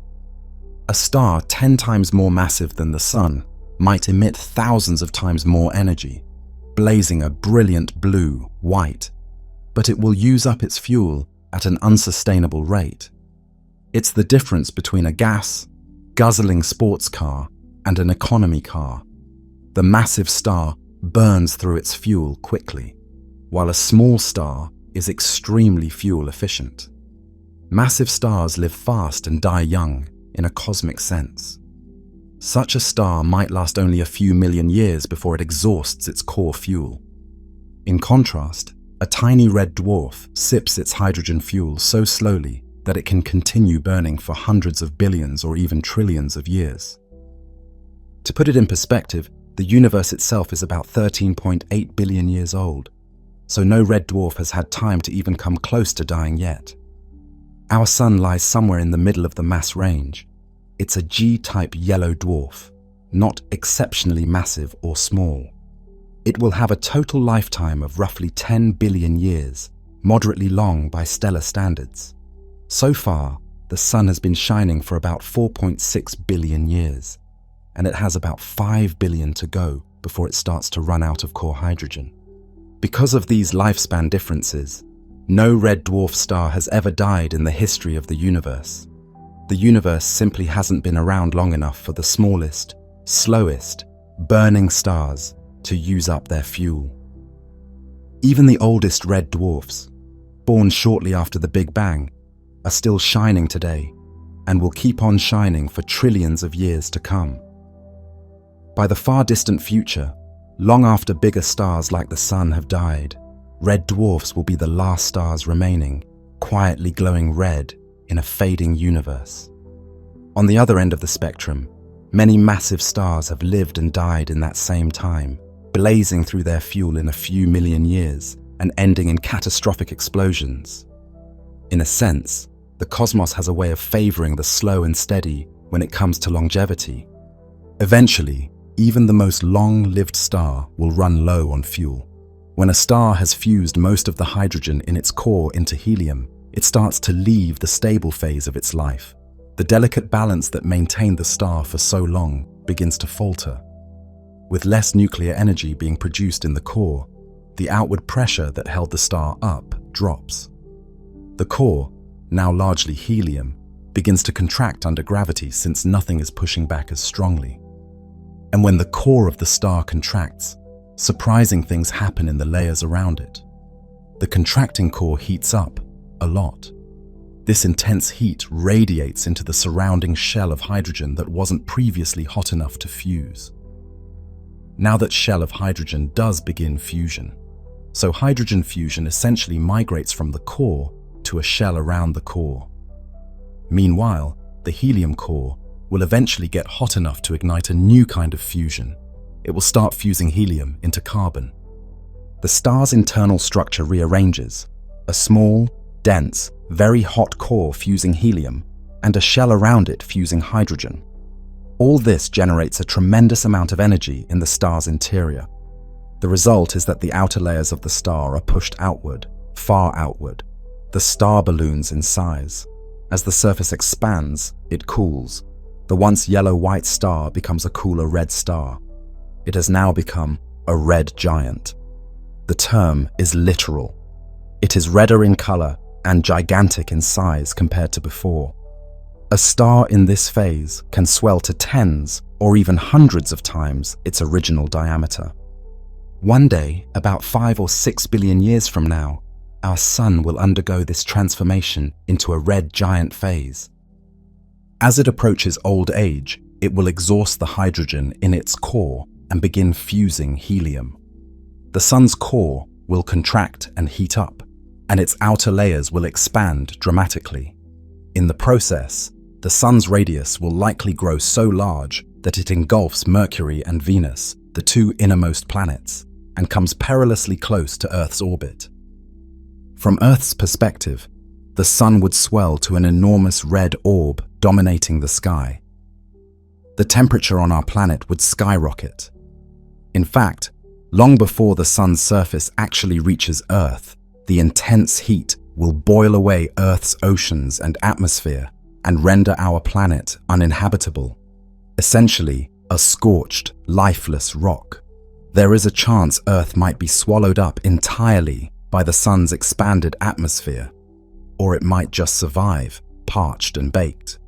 Either way, the inner solar system will be unrecognizable. The sun will not only grow in size, it will also lose a lot of its mass via a powerful stellar wind.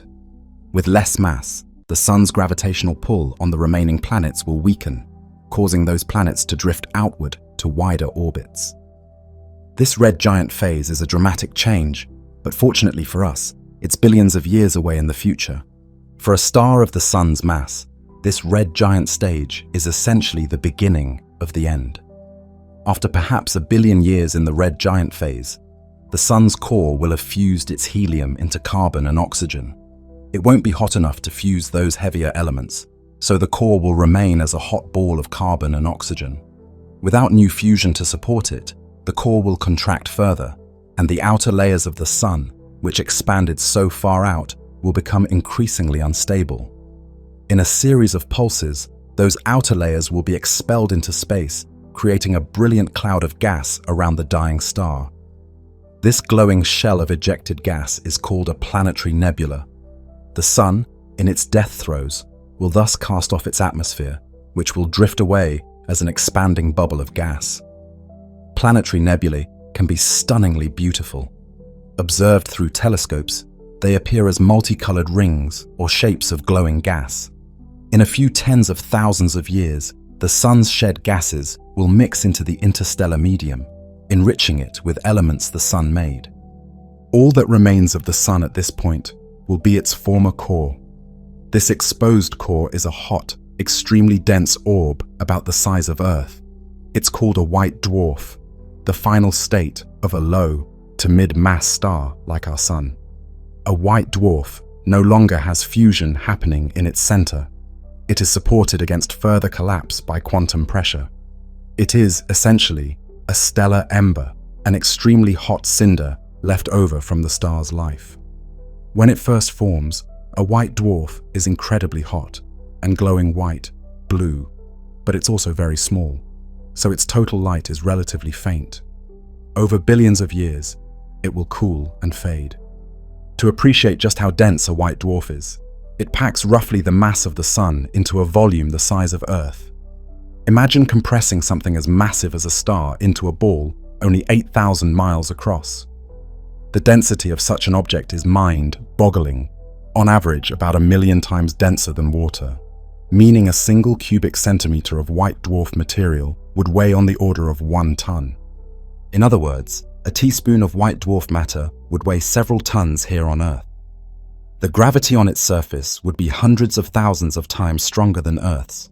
If you somehow stood on a white dwarf, you would feel yourself weighing so much that you'd be crushed instantly. Over a very, very long time, a white dwarf will radiate away its heat and cool down.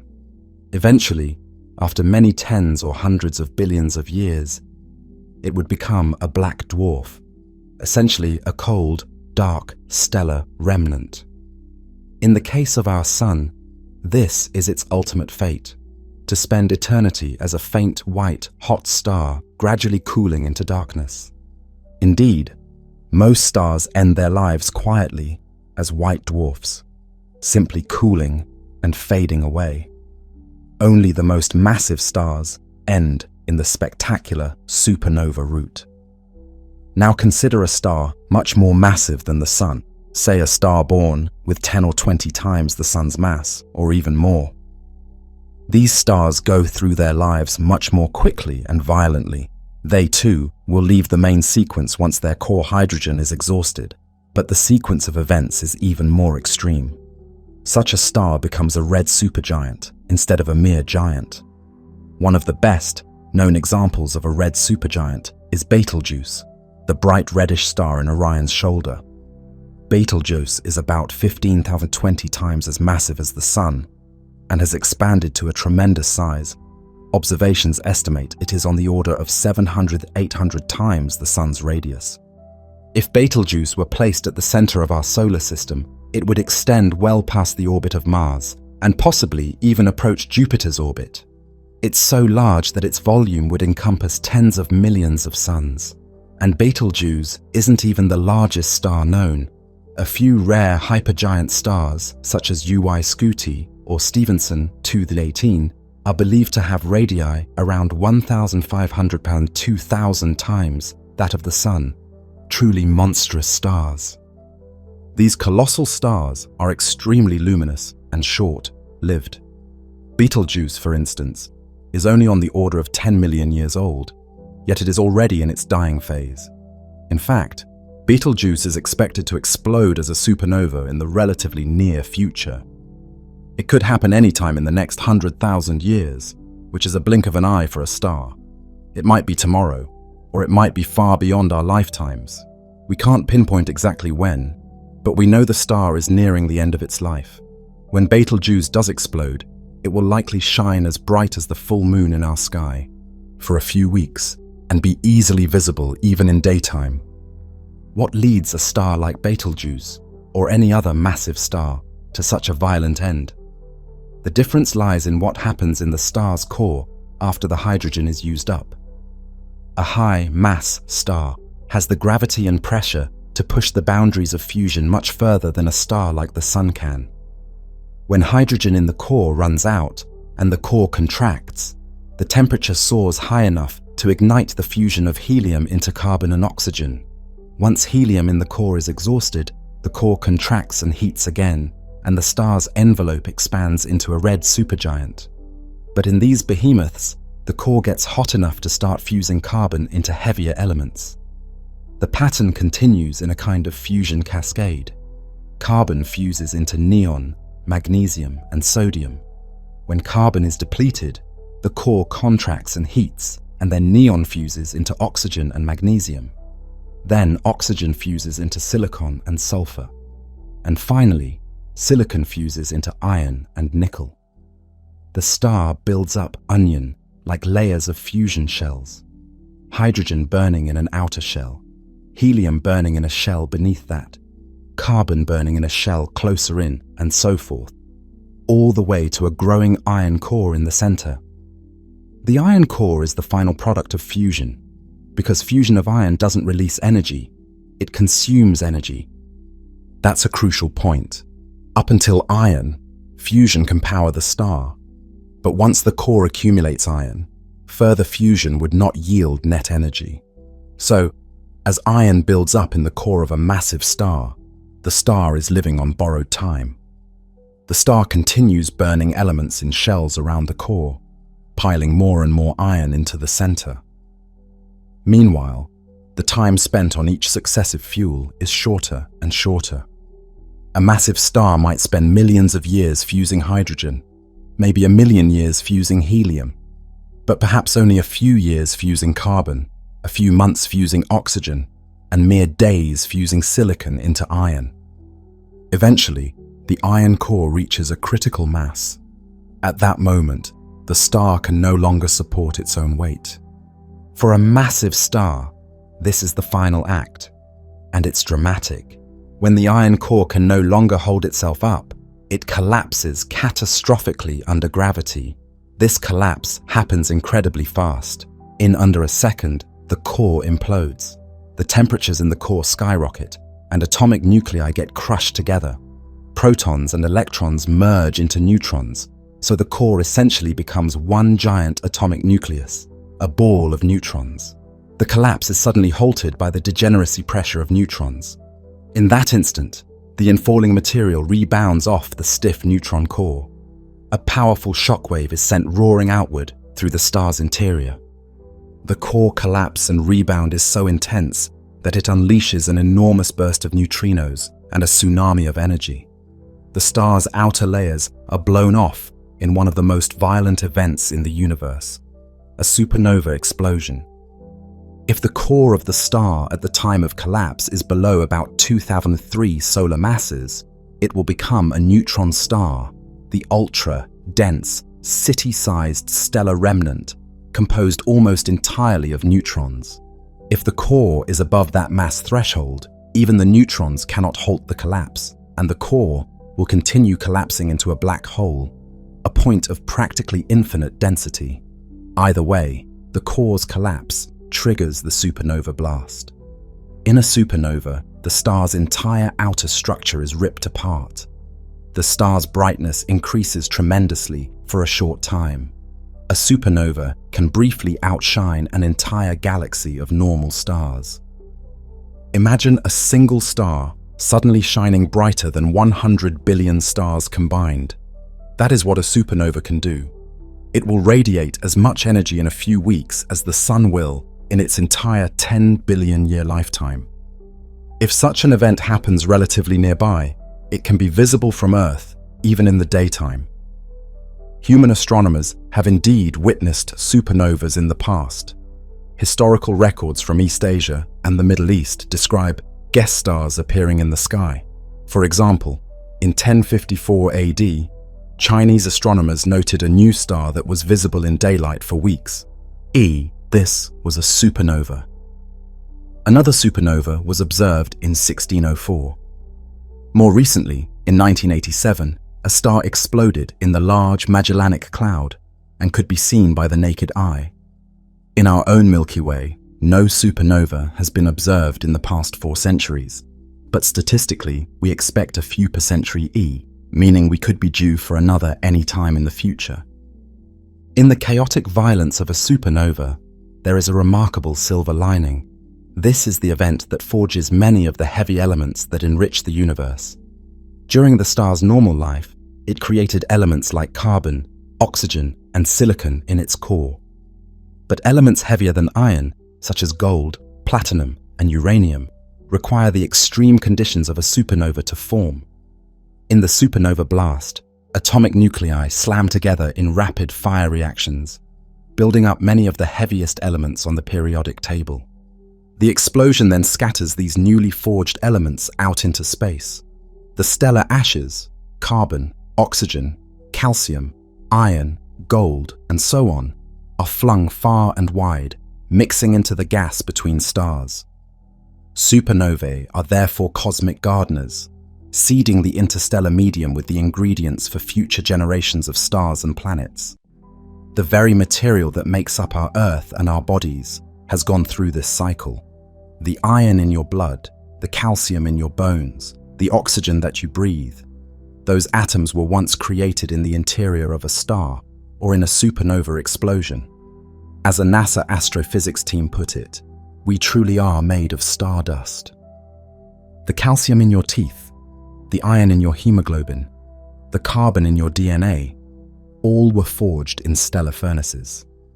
Indeed, without the carbon, oxygen, nitrogen, and other elements spread by stars, Earth could not have solid ground, air, or water, and life as we know it would be impossible.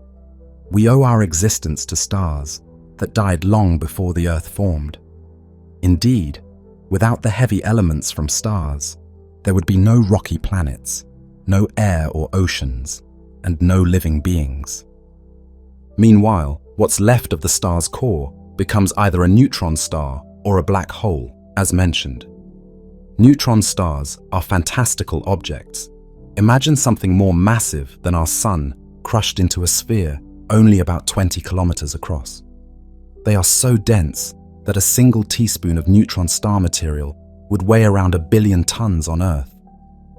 The gravity on its surface is so strong that if you dropped an object from 1 meter above, it would hit the surface in a microsecond, accelerating to millions of kilometers per hour. Neutron stars often spin rapidly. Some rotate multiple times per second and emit beams of electromagnetic radiation from their magnetic poles. As they spin, these beams sweep around like lighthouse beams. If such a beam points toward Earth periodically, we see pulses of radiation. These are observed as pulsars.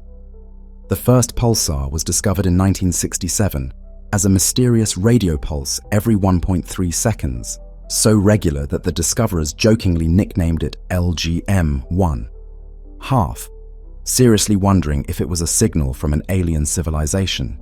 We now know it was a rapidly spinning neutron star. Pulsars can spin unbelievably fast. The fastest known pulsar rotates more than 700 times per second. Imagine an object more massive than the Sun, spinning hundreds of times a second. It defies the imagination. Some neutron stars, called magnetars, have magnetic fields even more extreme, up to 1,000 times stronger than a typical pulsar. A magnetar's field is so extraordinarily powerful that, at a few thousand kilometers away, it could disrupt electronics on Earth. Occasionally, magnetars undergo starquakes that release giant flares of X-rays and gamma rays. If the star's remnant core was too massive to form a stable neutron star, it continues collapsing beyond even the neutron stage.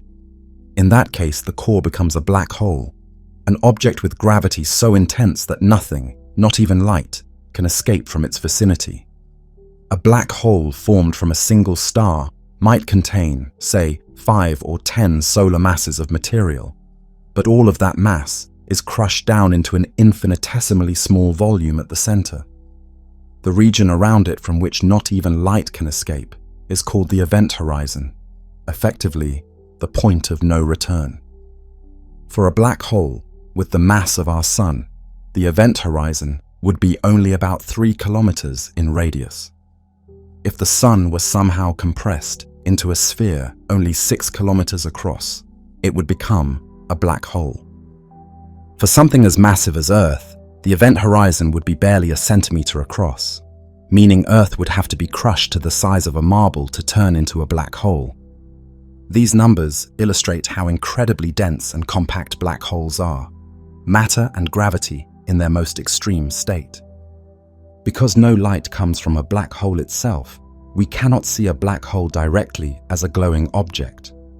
A lone black hole floating in space would appear truly black, a gravitational trapdoor in the cosmos. However, we can detect black holes by their effects on surrounding matter. Often, a black hole will have gas around it.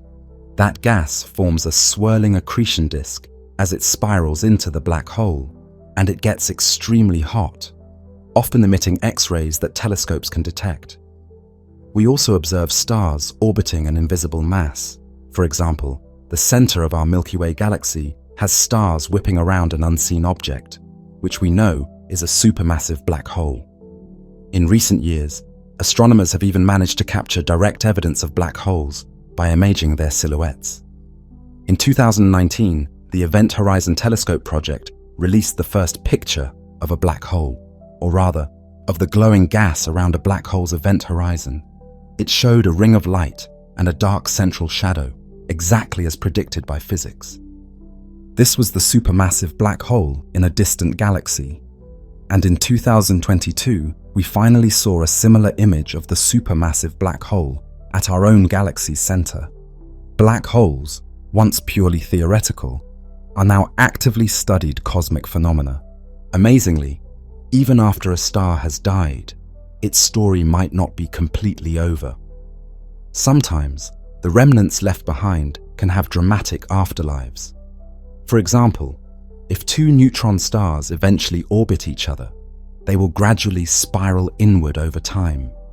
After millions of years, they may collide in a spectacular event called a kilonova, a merger explosion even more energetic than a typical supernova. Such mergers produce strong bursts of gravitational waves that propagate outward. In 2017, scientists detected gravitational waves from a neutron star collision and also saw a flash of light from it. This was the first time we observed both gravitational waves and electromagnetic radiation from the same event. That neutron star merger forged copious amounts of heavy elements and scattered them into space. Black holes can merge with each other too. When they do, they emit a flood of gravitational waves. We can't see the merger, but detectors on Earth can hear the fabric of space tremble. In 2015, LIGO observed such signals for the first time, confirming a major prediction of Einstein's theories. These phenomena show that even in death, stars can continue to influence their surroundings in extraordinary ways. After a supernova fades, all that remains of the star may be a dense remnant, plus an expanding cloud of gas and dust, the supernova remnant. The ejected material from the star, now racing outward, sweeps up the surrounding interstellar gas and dust, creating a shell or complex filamentary structure that can glow for tens of thousands of years. The Crab Nebula, for instance, is the beautiful filamented remnant of the supernova of 1054 AD, still expanding at thousands of kilometers per second. Over time, these remnants disperse and mix with the interstellar medium. And here, the grand cycle turns anew. The scatterings of old stars eventually become part of new nebulae, providing the enriched raw material for future stars. The next generation of stars will form out of clouds, seeded with the heavy elements of previous generations. Our Sun is thought to be a late-generation star, born roughly 4.6 billion years ago from a nebula already seeded with heavy elements by earlier supernovae.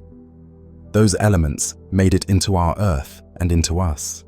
We truly are, as the saying goes, children of the stars.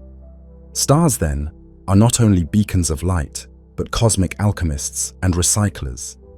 Through their life cycles, they transform the primordial hydrogen and helium into a rich array of heavier elements. And through their deaths, they redistribute those elements across space to fertilize new star formation. Generations of stars have built up the carbon in our tissues, the oxygen in the air, the silicon in rocks, and every atom of every element heavier than helium. The universe began with mostly hydrogen and helium, and it is the stars that fashioned all the rest inside their hot cores. It's a magnificent ongoing circle of stellar evolution and renewal, star birth, star life, star death, and new stars born from the remnants. This cycle has been going on for billions of years and will continue for billions more. It is the engine that drives the chemical enrichment and dynamic evolution of galaxies. When we survey the night sky filled with stars, we are gazing at a vast cosmic ecosystem in action. Each pinpoint of light has its own history and future. Some of those stars may be like our sun, gently burning for eons. Others might be giant stars soon to explode, or faint red dwarfs just chugging along. There are hundreds of billions of stars in the Milky Way galaxy alone, and beyond that, billions of other galaxies each with their own billions of stars. The total number of stars in the observable universe is estimated to be around 10 to the 22. That's a 1 with 22 zeros after it. This number is so huge that it defies true comprehension. One popular comparison is that there are more stars in the universe than grains of sand on all the beaches on Earth.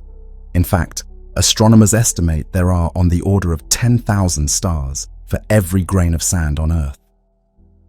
It's an astonishing thought. Next time you're at the beach, pick up a handful of sand and consider that the stars outnumber those tiny grains. Every one of those stars is a sun, and many of those suns have their own families of planets. The universe is teeming with stars beyond counting. Understanding the life cycle of stars gives us a profoundly richer appreciation of the night sky. When you next gaze up at the stars, remember that those twinkling lights are not mere points. They are distant suns, each with a life story spanning eons. The star that looks like a pinprick could be a giant blazing at millions of degrees, or a diminutive red ember glowing softly. Some of the stars you see tonight might already have exploded in the far past, their light only now arriving at Earth after traveling for centuries through space. In a very literal sense, we are connected to these stars. Our planet and our bodies are composed of star-born atoms. Indeed, without the heavy elements forged in stars, Earth wouldn't exist as a rocky world, and human beings could not have come to be. As the late astronomer Carl Sagan famously said, "We are made of star stuff." We are the universe's way of knowing itself, formed from the ashes of long dead stars. In the end, the saga of stars is the saga of the universe. It's a story of creation and transformation on an epic scale, of diffuse gas gathering to ignite nuclear fire, of shining stability and convulsive death, of elements forged in celestial furnaces and cast into the darkness to become the seeds of new worlds. Stars have illuminated the cosmos for over 13 billion years, and they will continue to do so long into the future.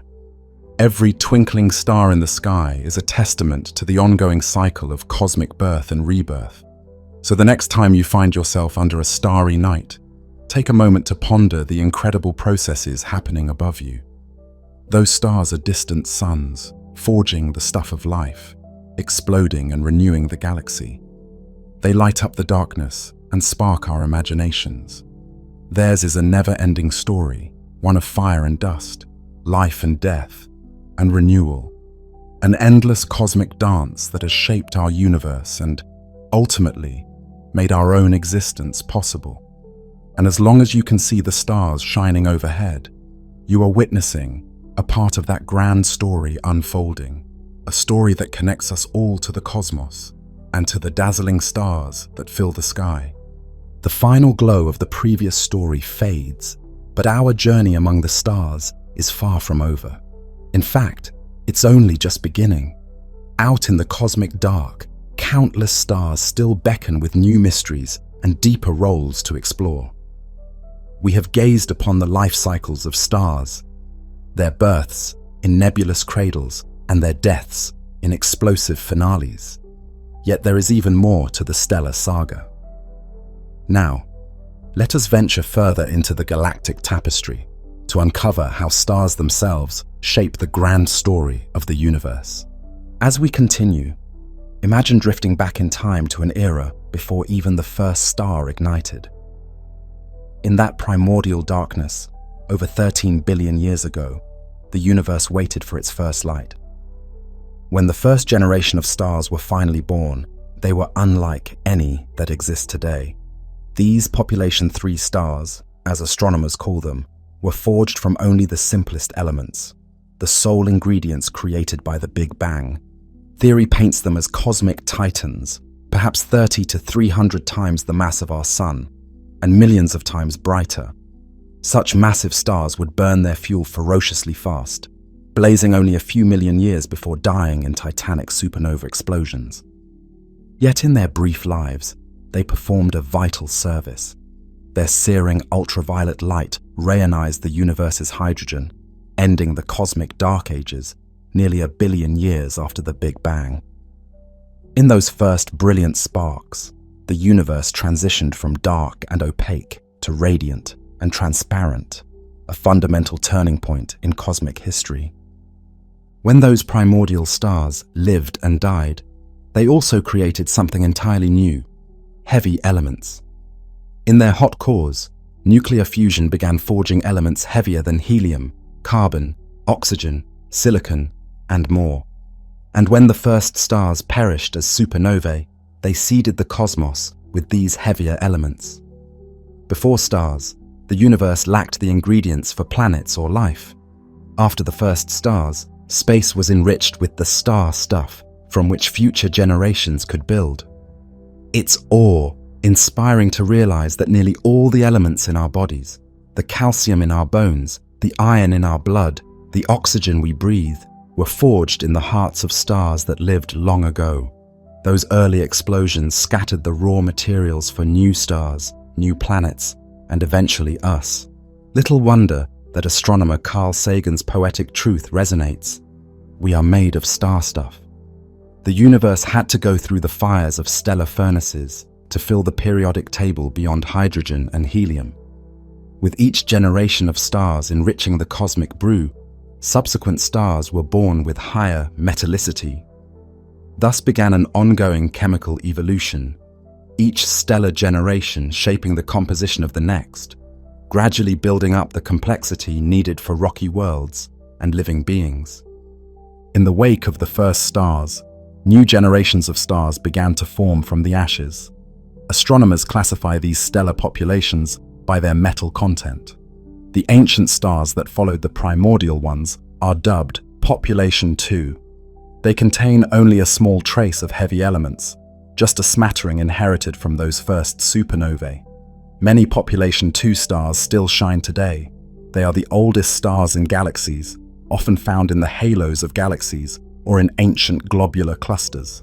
In fact, some globular star clusters in our Milky Way are nearly 13 billion years old, almost as old as the universe itself, and their stars preserve a fossil record of the early cosmos.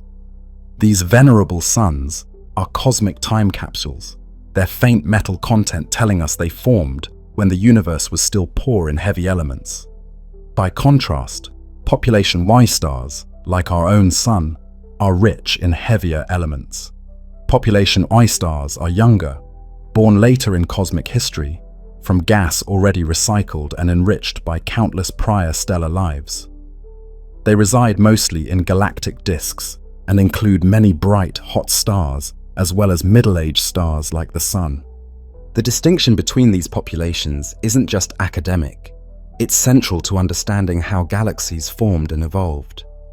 In the Milky Way, for example, the spherical halo of old Population 2 stars may be remnants of the galaxy's original build and early mergers, whereas the disk's Population 1 stars reflect ongoing star formation fueled by interstellar gas. The very structure of our galaxy, a thin disk with spiral arms, a central bulge, and a diffuse halo, has been shaped by the continuous birth and death of stars over billions of years. Early in our galaxy's youth, it likely underwent titanic mergers with smaller protagalaxies. One dramatic merger, revealed by the European Gaia spacecraft's star mapping data, occurred around 10 billion years ago when the Milky Way swallowed a dwarf galaxy now nicknamed Gaia Enceladus, or the Gaia sausage. This cosmic collision delivered a vast influx of stars into the Milky Way's halo. The evidence is written in the motions and chemical makeup of many halo stars, which are distinct from native Milky Way stars, a sign that they originated in another galaxy. During such mergers, bursts of star formation likely ignited as gas clouds were jolted and compressed.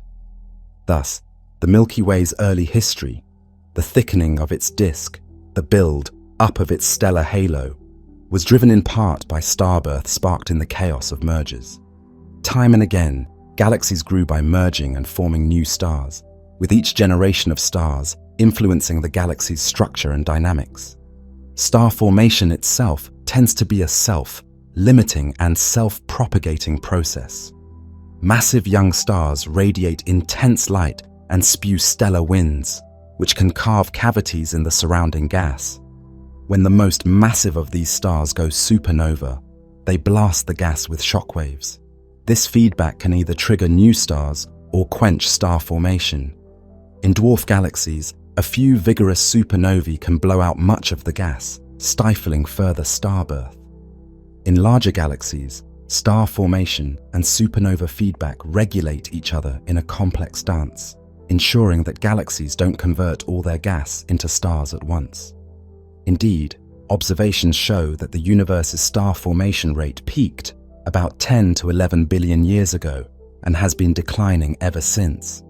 At its height, galaxies were forming stars at a frenetic pace, so much so that today's rate is only a few % of that peak. Over billions of years, much of the free gas in galaxies has been used up or locked into stars, and energetic feedback from stars has kept a lot of remaining gas too hot to collapse easily. Our cosmos is slowly simmering down. Still, new stars continue to be born even now, especially in the rich spiral arms of galaxies. In our Milky Way, stellar nurseries like the Orion Nebula are actively turning out fresh stars. But the overall trend is inexorable. The fuel for star formation is finite, and eventually it will run low. Gazing far into the future, astronomers estimate that in roughly 100 trillion years, all the usable star-forming gas will be exhausted or locked up. By that far epoch, the era of star formation will draw to a close. The universe will transition into a quieter stage, dominated by the embers of stellar evolution. Myriad white dwarfs slowly cooling into black dwarfs, neutron stars and black holes lurking in the darkness, and only the occasional new star flickering to life from the rare merger of two old stellar remnants. But fear not. At present, the universe is still richly populated with shining stars, and we live in a cosmos that is very much alive with stellar light. Let's turn our attention to the stars as architects of their galaxies. Every galaxy's visible beauty, its shimmering starlight, its glowing nebulae, comes from stars. Stars delineate the spiral arms of disk galaxies, with luminous young star clusters tracing out spiral patterns like celestial fairground lights. In majestic barred spirals and elegant ellipticals alike, the collective light of billions of stars gives each galaxy its form and color. Hot, young stars glow blue, white, giving star-forming galaxies a bluish hue, while older, cooler populations lend a yellow-red warmth to galaxy bulges and ellipticals. Thus, the mix of stellar ages influences a galaxy's appearance. A young, actively star-forming galaxy looks very different from an old, evolved system, precisely because of its stars. Over cosmic time, galaxies can even change type as their star formation slows. A disk galaxy may fade and redden into something more akin to an elliptical if starbirth ceases and its blue stars die out. The grand narrative of galaxy evolution is intimately tied to the cycles of star formation within. Now consider not just individual stars, but stars in pairs and groups. It may surprise you to learn that most stars in the sky are not solitary like our Sun, but part of binary or multiple star systems. Imagine two stars locked in a gravitational waltz, orbiting a common center of mass. Such binary star systems are incredibly common, by some estimates, more than half of all Sun. Like stars have a stellar companion. In these systems, stars can profoundly affect each other's evolution. Sometimes one star will swell into a red giant and transfer mass to its companion, an event that can spark explosive outbursts or novae. In fact, one type of supernova occurs in an elderly binary. A dense white dwarf star siphons gas from a companion until a runaway explosion is triggered, obliterating the white dwarf. These type Ia supernovae are immensely important standard candles that have helped astronomers measure cosmic distances and the expansion of the universe. The discovery of the accelerating expansion of the universe, and hence dark energy, hinged on observations of distant type Ia supernovae. Thus, an intimately interacting binary pair on the stellar scale produces a beacon visible across billions of light years, allowing us to gauge the universe's fate. In other binaries, two massive stars might evolve in tandem and eventually merge or collide. In globular clusters, such stellar collisions can produce the enigmatic blue straggler stars, stars that appear unexpectedly young and blue in a cluster of otherwise old stars. Blue stragglers are thought to form when two stars coalesce into a single, more massive star, effectively rejuvenating it. The result is a star that stands out as bluer and more luminous than it should for the cluster's age, a literal stellar oddball that reveals the cluster's dynamic past. The overcrowded cores of globular clusters facilitate such collisions, offering yet another example of how stellar interactions can yield peculiar outcomes. Some binaries consist of extremely exotic partners, for example, a neutron star or black hole orbiting a normal star. These systems can produce astonishing phenomena like X-ray binaries and even the recently detected gravitational waves. Picture a dense neutron star, essentially a city-sized atomic nucleus with the mass of the Sun, pulling gas off a companion star. As the gas spirals in, it heats up and emits powerful X-rays, making the binary shine brightly in X-ray light. In 1967, astronomers discovered pulsars. The first was affectionately nicknamed LGM-1 for Little Green Men 1 because its precise radio pulses were so mysterious they were jokingly suspected to be alien signals. Soon, pulsars were understood as rotating neutron stars, the collapsed remnants of supernova explosions. In some binaries, two neutron stars orbit each other, gradually spiraling as they radiate gravitational waves. In 2017, humanity observed for the first time the space-time ripples from such a neutron star merger, along with a dazzling multi-wavelength light show called a kilonova. That single event confirmed that neutron star collisions forge many of the universe's heaviest elements and demonstrated how closely stellar death and cosmic alchemy are intertwined. Similarly, the first direct detection of gravitational waves in 2015 came from a merger of two stellar mass black holes, remnants of massive stars that had danced together until coalescing. These gravitational wave discoveries opened a whole new window on the universe, essentially hearing the sound of stars merging in the dark. Through binaries and their sometimes violent interactions, stars have enabled us to confirm Einstein's theories, understand extreme states of matter, and even create new fields of astronomy. While many stars live in pairs or clusters, our Sun stands alone. Yet the Sun is no less influential for its solitude. It anchors our solar system, and its steady light allowed life to flourish on at least one world. The Sun's story is still unfolding. About 5 billion years from now, it will swell into a red giant, becoming so large that it engulfs Mercury and Venus, and possibly Earth as well.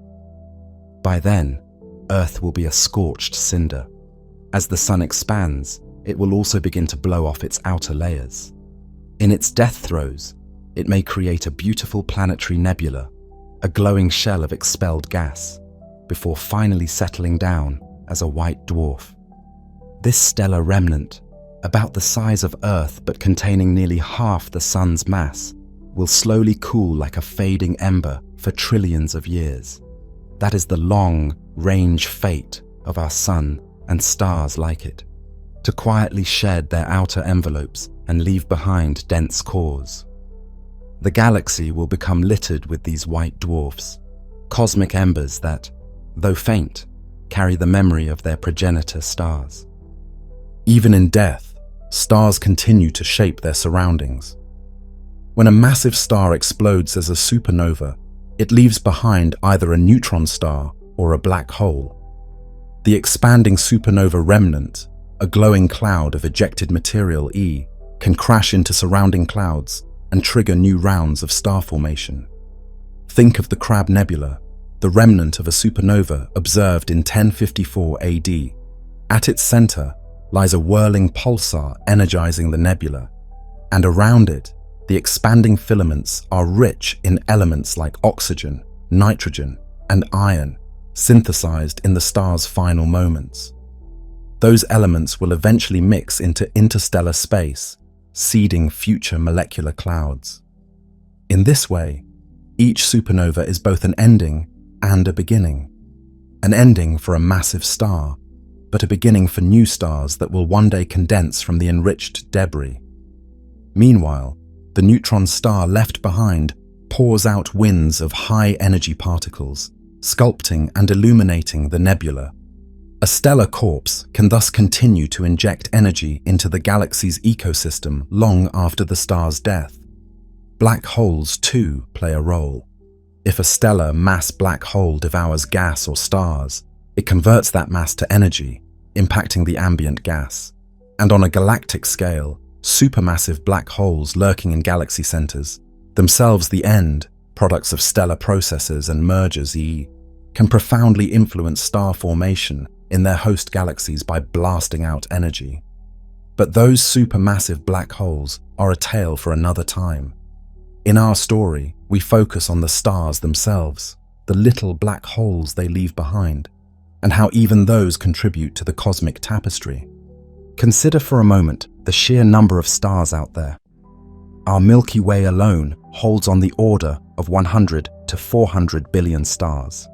It's a figure almost beyond comprehension, and yet, the Milky Way is just one of perhaps hundreds of billions of galaxies in the observable universe. If each of those has 100 billion or so stars, you get numbers like 10 more 22 stars in the observable universe. That's a 1 with 22 zeros after it, a quantity of stars truly staggering to contemplate. Each of those stars is a potential sun, perhaps with its own family of planets. In recent decades, we've learned that planets abound around other stars. The once singular idea of another solar system has given way to the realization that planetary systems are commonplace. Using missions like Kepler and TESS, astronomers have detected over 5,000 confirmed exoplanets so far, and counting. Statistics indicate that perhaps 1 in every 5 sun-like stars harbors an Earth-sized planet in its habitable zone. This means when you gaze up at the night sky, statistically the nearest sun-like star with an Earth-ish planet might be only a dozen light years away, practically next door on the cosmic scale. Planetary systems come in a dizzying variety: hot Jupiters, skimming their stars' surfaces, multi-planet systems packed in tight orbits, planets around double stars, and even planets orbiting the crushed remnants of dead stars. There are even planets wandering alone in the dark of interstellar space. Stars and planets are inseparable companions in the cosmic story, and just as stars give birth to planets, planets can influence stars in subtle ways. Take our solar system. The sun's activity and stability have been key to life's development on Earth. Our sun is a rather steady star, but not all stars are so calm. Many young stars and red dwarfs are highly variable and prone to flares. Variable stars in general constitute a broad category including stars that intrinsically pulsate, erupt, or have eclipsing companions, causing dips in light. These variations have made certain stars vital tools for measuring cosmic distances. For instance, the Cepheid variables, luminous pulsating supergiants, have a well-defined relationship between their pulsation period and true brightness. Discovered by Henrietta Leavitt over a century ago, this relationship allows astronomers to determine a Cepheid's distance by comparing its known true brightness to its observed brightness. Using Cepheids as standard candles, Edwin Hubble measured the distance to the Andromeda galaxy in the 1920s, discovering that Andromeda lay far outside our Milky Way, thus proving that the universe is populated with myriad galaxies. Later, Cepheids and Type Ia supernovae would help establish that the universe is expanding and, in fact, accelerating in its expansion due to mysterious dark energy. It's poetic that the rhythmic beating of variable stars' light has served as a cosmic yardstick, allowing us to map the universe at large. A throbbing Cepheid in a distant galaxy becomes a beacon indicating that galaxies' distance, and hence offering insight into the scale of the cosmos. Not all variable stars are so regular and helpful. Some are downright capricious.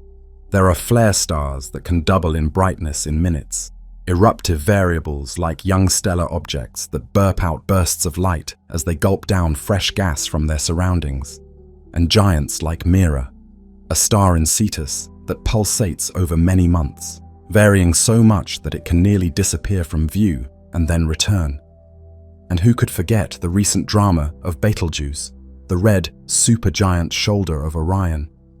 In late 2019, Betelgeuse dimmed startlingly, losing 2/3 of its brightness, causing speculation that it might be about to explode as a supernova.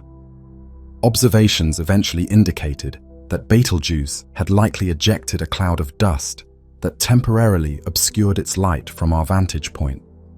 By mid-2020, Betelgeuse returned to normal. This episode was a vivid reminder that stars are dynamic, evolving entities, not static points of light.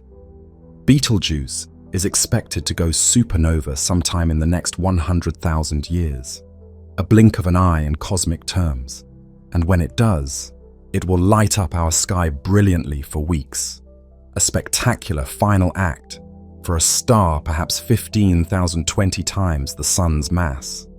If we're lucky enough to witness it, that supernova will be a momentous event in human skywatching history. But even short of such cataclysms, the variability of stars teaches us about their inner workings. Through the field of astroseismology, astronomers study tiny pulsations in stars to infer their internal structures, analogous to how geologists use earthquakes to probe Earth's interior. Our Sun, too, has a mild 11th-year cycle of activity, modulating its sunspots and flares, which subtly affects solar output. Thankfully, the Sun's variability is slight. A more erratic star might have made Earth's climate far less stable for life.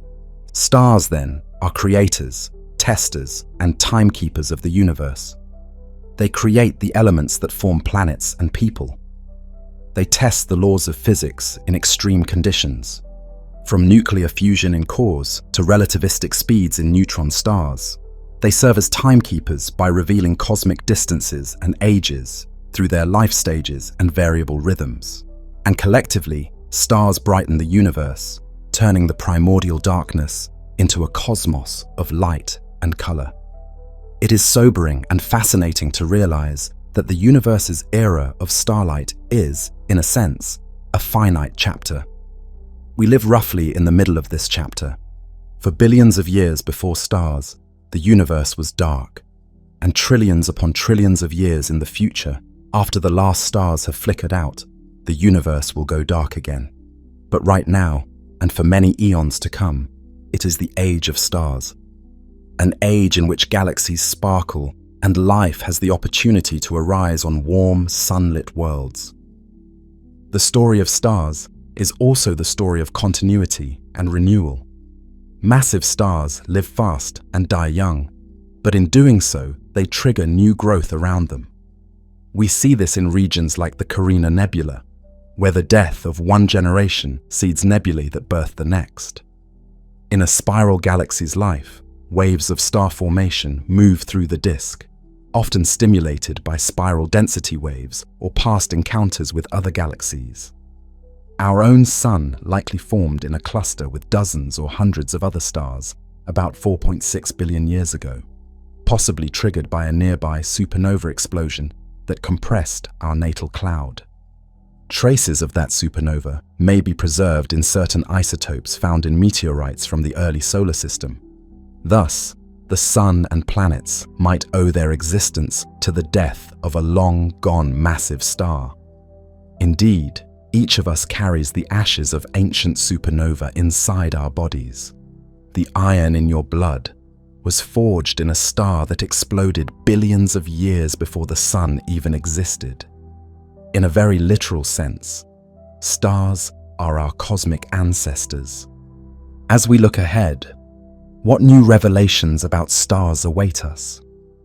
We stand in an exciting era of astronomy. The James Webb Space Telescope is now peering into the deep cosmos, possibly capturing light from some of the first galaxies and stars that formed over 13 billion years ago. Already, Webb has identified candidate galaxies so far away that they challenge our understanding of how quickly stars and galaxies could have formed. In the coming years, Webb may indirectly detect evidence of population 3 stars, or at least constrain their properties by observing the distant galaxies they inhabit. On the other end of the spectrum, Webb and other observatories are turning their gaze to exoplanet atmospheres, reading the fingerprints of molecules like water vapor, carbon dioxide, and methane as starlight filters through alien skies. In 2022, JWST made the first clear detection of carbon dioxide in an exoplanet's atmosphere, a proof of concept for the detailed atmospheric analysis of potentially habitable worlds in the future. We are learning to read the chemical weather reports on planets dozens of light years away, an astounding development. Future missions will go even further. The upcoming Nancy Grace Roman Space Telescope will conduct vast surveys of the Milky Way's center, potentially discovering thousands of new exoplanets through microlensing and mapping out the distribution of stars and dark matter with high precision. The European Extremely Large Telescope, a 39-meter behemoth currently under construction, will in the next decade directly image some exoplanets and dissect the light of stars in distant galaxies, perhaps even detecting biosignature gases on rocky planets around nearby stars. It is mind-boggling. We are on the cusp of potentially finding evidence of life beyond Earth by examining starlight passing through a distant planet's atmosphere. Should we succeed, it would be a profound confirmation that we are not alone, all made possible by the interplay of stars and their planets. Even without finding life, the future of stellar astronomy is bright. New observatories will allow us to watch stars in real time in unprecedented ways, catching the precise moment a star goes supernova in our galaxy, or detecting the subtle vibrations of stars across our galaxy to decode their ages and compositions. We might witness phenomena we've only theorized, perhaps the birth of a black hole accompanied by a flash of neutrinos and gravitational waves, or the mergence of 2 white dwarfs into a new star or a supernova. We may even discover new classes of stars. Who knows? Throughout history, whenever we have opened new eyes on the universe, we've stumbled upon surprises.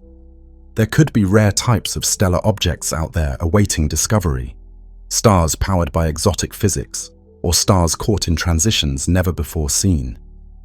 The universe tends to be creative with its use of the physical laws. From the first luminous beacons that banished the cosmic night, to the ordinary middle-aged sun that sustains life on a blue planet, to the spectacular supernovae and gravitational wave chirps that herald stellar deaths, stars have been the main protagonists in the cosmic drama. They are the alchemists that forged the elements, the lighthouses that guide our explorations, and the engines driving the evolution of galaxies. As we float here on our tiny world, bathing in the gentle sunshine of our star, we remain intimately connected to the lives of stars across the universe. Every atom of calcium in your bones was fused in a star that lived long ago and far away.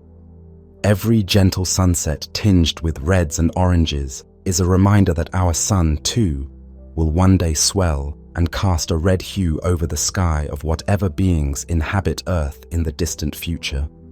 Yet even as individual stars perish, the universe ensures the torch of light is passed on. New stars ignite from the ashes, continuing the cycle. And so, the cosmic roles of stars are as profound as they are varied. Stars are creators of light, of elements, of new beginnings. Stars are destroyers. In their violent ends, they can obliterate companions or outshine entire galaxies for a time. Stars are storytellers. Their compositions and motions recount the history of their galaxies. Stars are guideposts. Their steady pulsations and explosions have built our cosmic distance ladder and expanded our knowledge of the universe's expansion. Stars are nurturers, providing warmth and energy to any orbiting planets, and perhaps nurturing life. It is often said that without stars, the universe would have remained a dull, cold fog of hydrogen and helium. There would be no planets, no complex chemistry, and certainly no people to wonder at it all. Indeed, without the stars, the universe would lack its narrative spark. Our exploration of the stars deepens our connection to the cosmos. When we look up on a clear night and see the Milky Way's band of light, we are seeing the integrated glow of billions of distant suns, many of them older, many younger, each on its unique journey from birth to death. Among them are red giants, white dwarfs, neutron stars, perhaps even black holes quietly lurking. All of them together create the shimmering tapestry of the night sky. As we conclude this chapter of the documentary, let's reflect on the awe that stars inspire. For thousands of years, humans have looked to the stars for constancy, for navigation, for myths and meaning. Only in the last century or so have we truly grasped what they are. Nuclear furnaces, balanced by gravity, simple in their basic principles, yet endlessly diverse in their outcomes. And only in the last few decades have we come to see the universe on the largest scales and realize the full extent of the stars' role in shaping everything. The saga of stars is ongoing. Even now, new stars are being born in dusty nebulae. Old stars are blowing themselves apart. Binary stars are merging. Planets are coalescing around nascent suns. Life might be evolving in some distant solar system under the light of an alien star. And photons that left stars billions of years ago are just now reaching Earth, bringing us news from across the universe. With each advance in technology, we become better listeners and observers of the stars' messages. In the near future, we might map the surfaces of stars' light, years away, or detect the faint whispers of stars collapsing into black holes across the universe.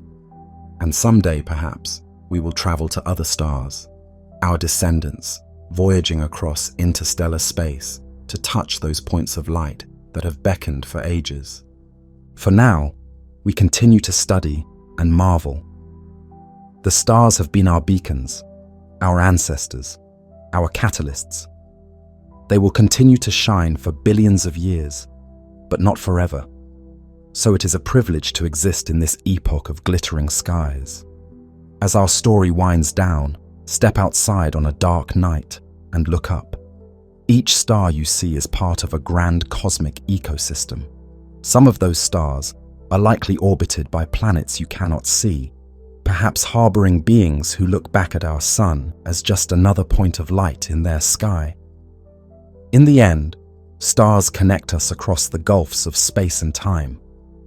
They are the universals, appearing in the sky of any planet in any galaxy, adhering to the same physics, telling variations of the same tale.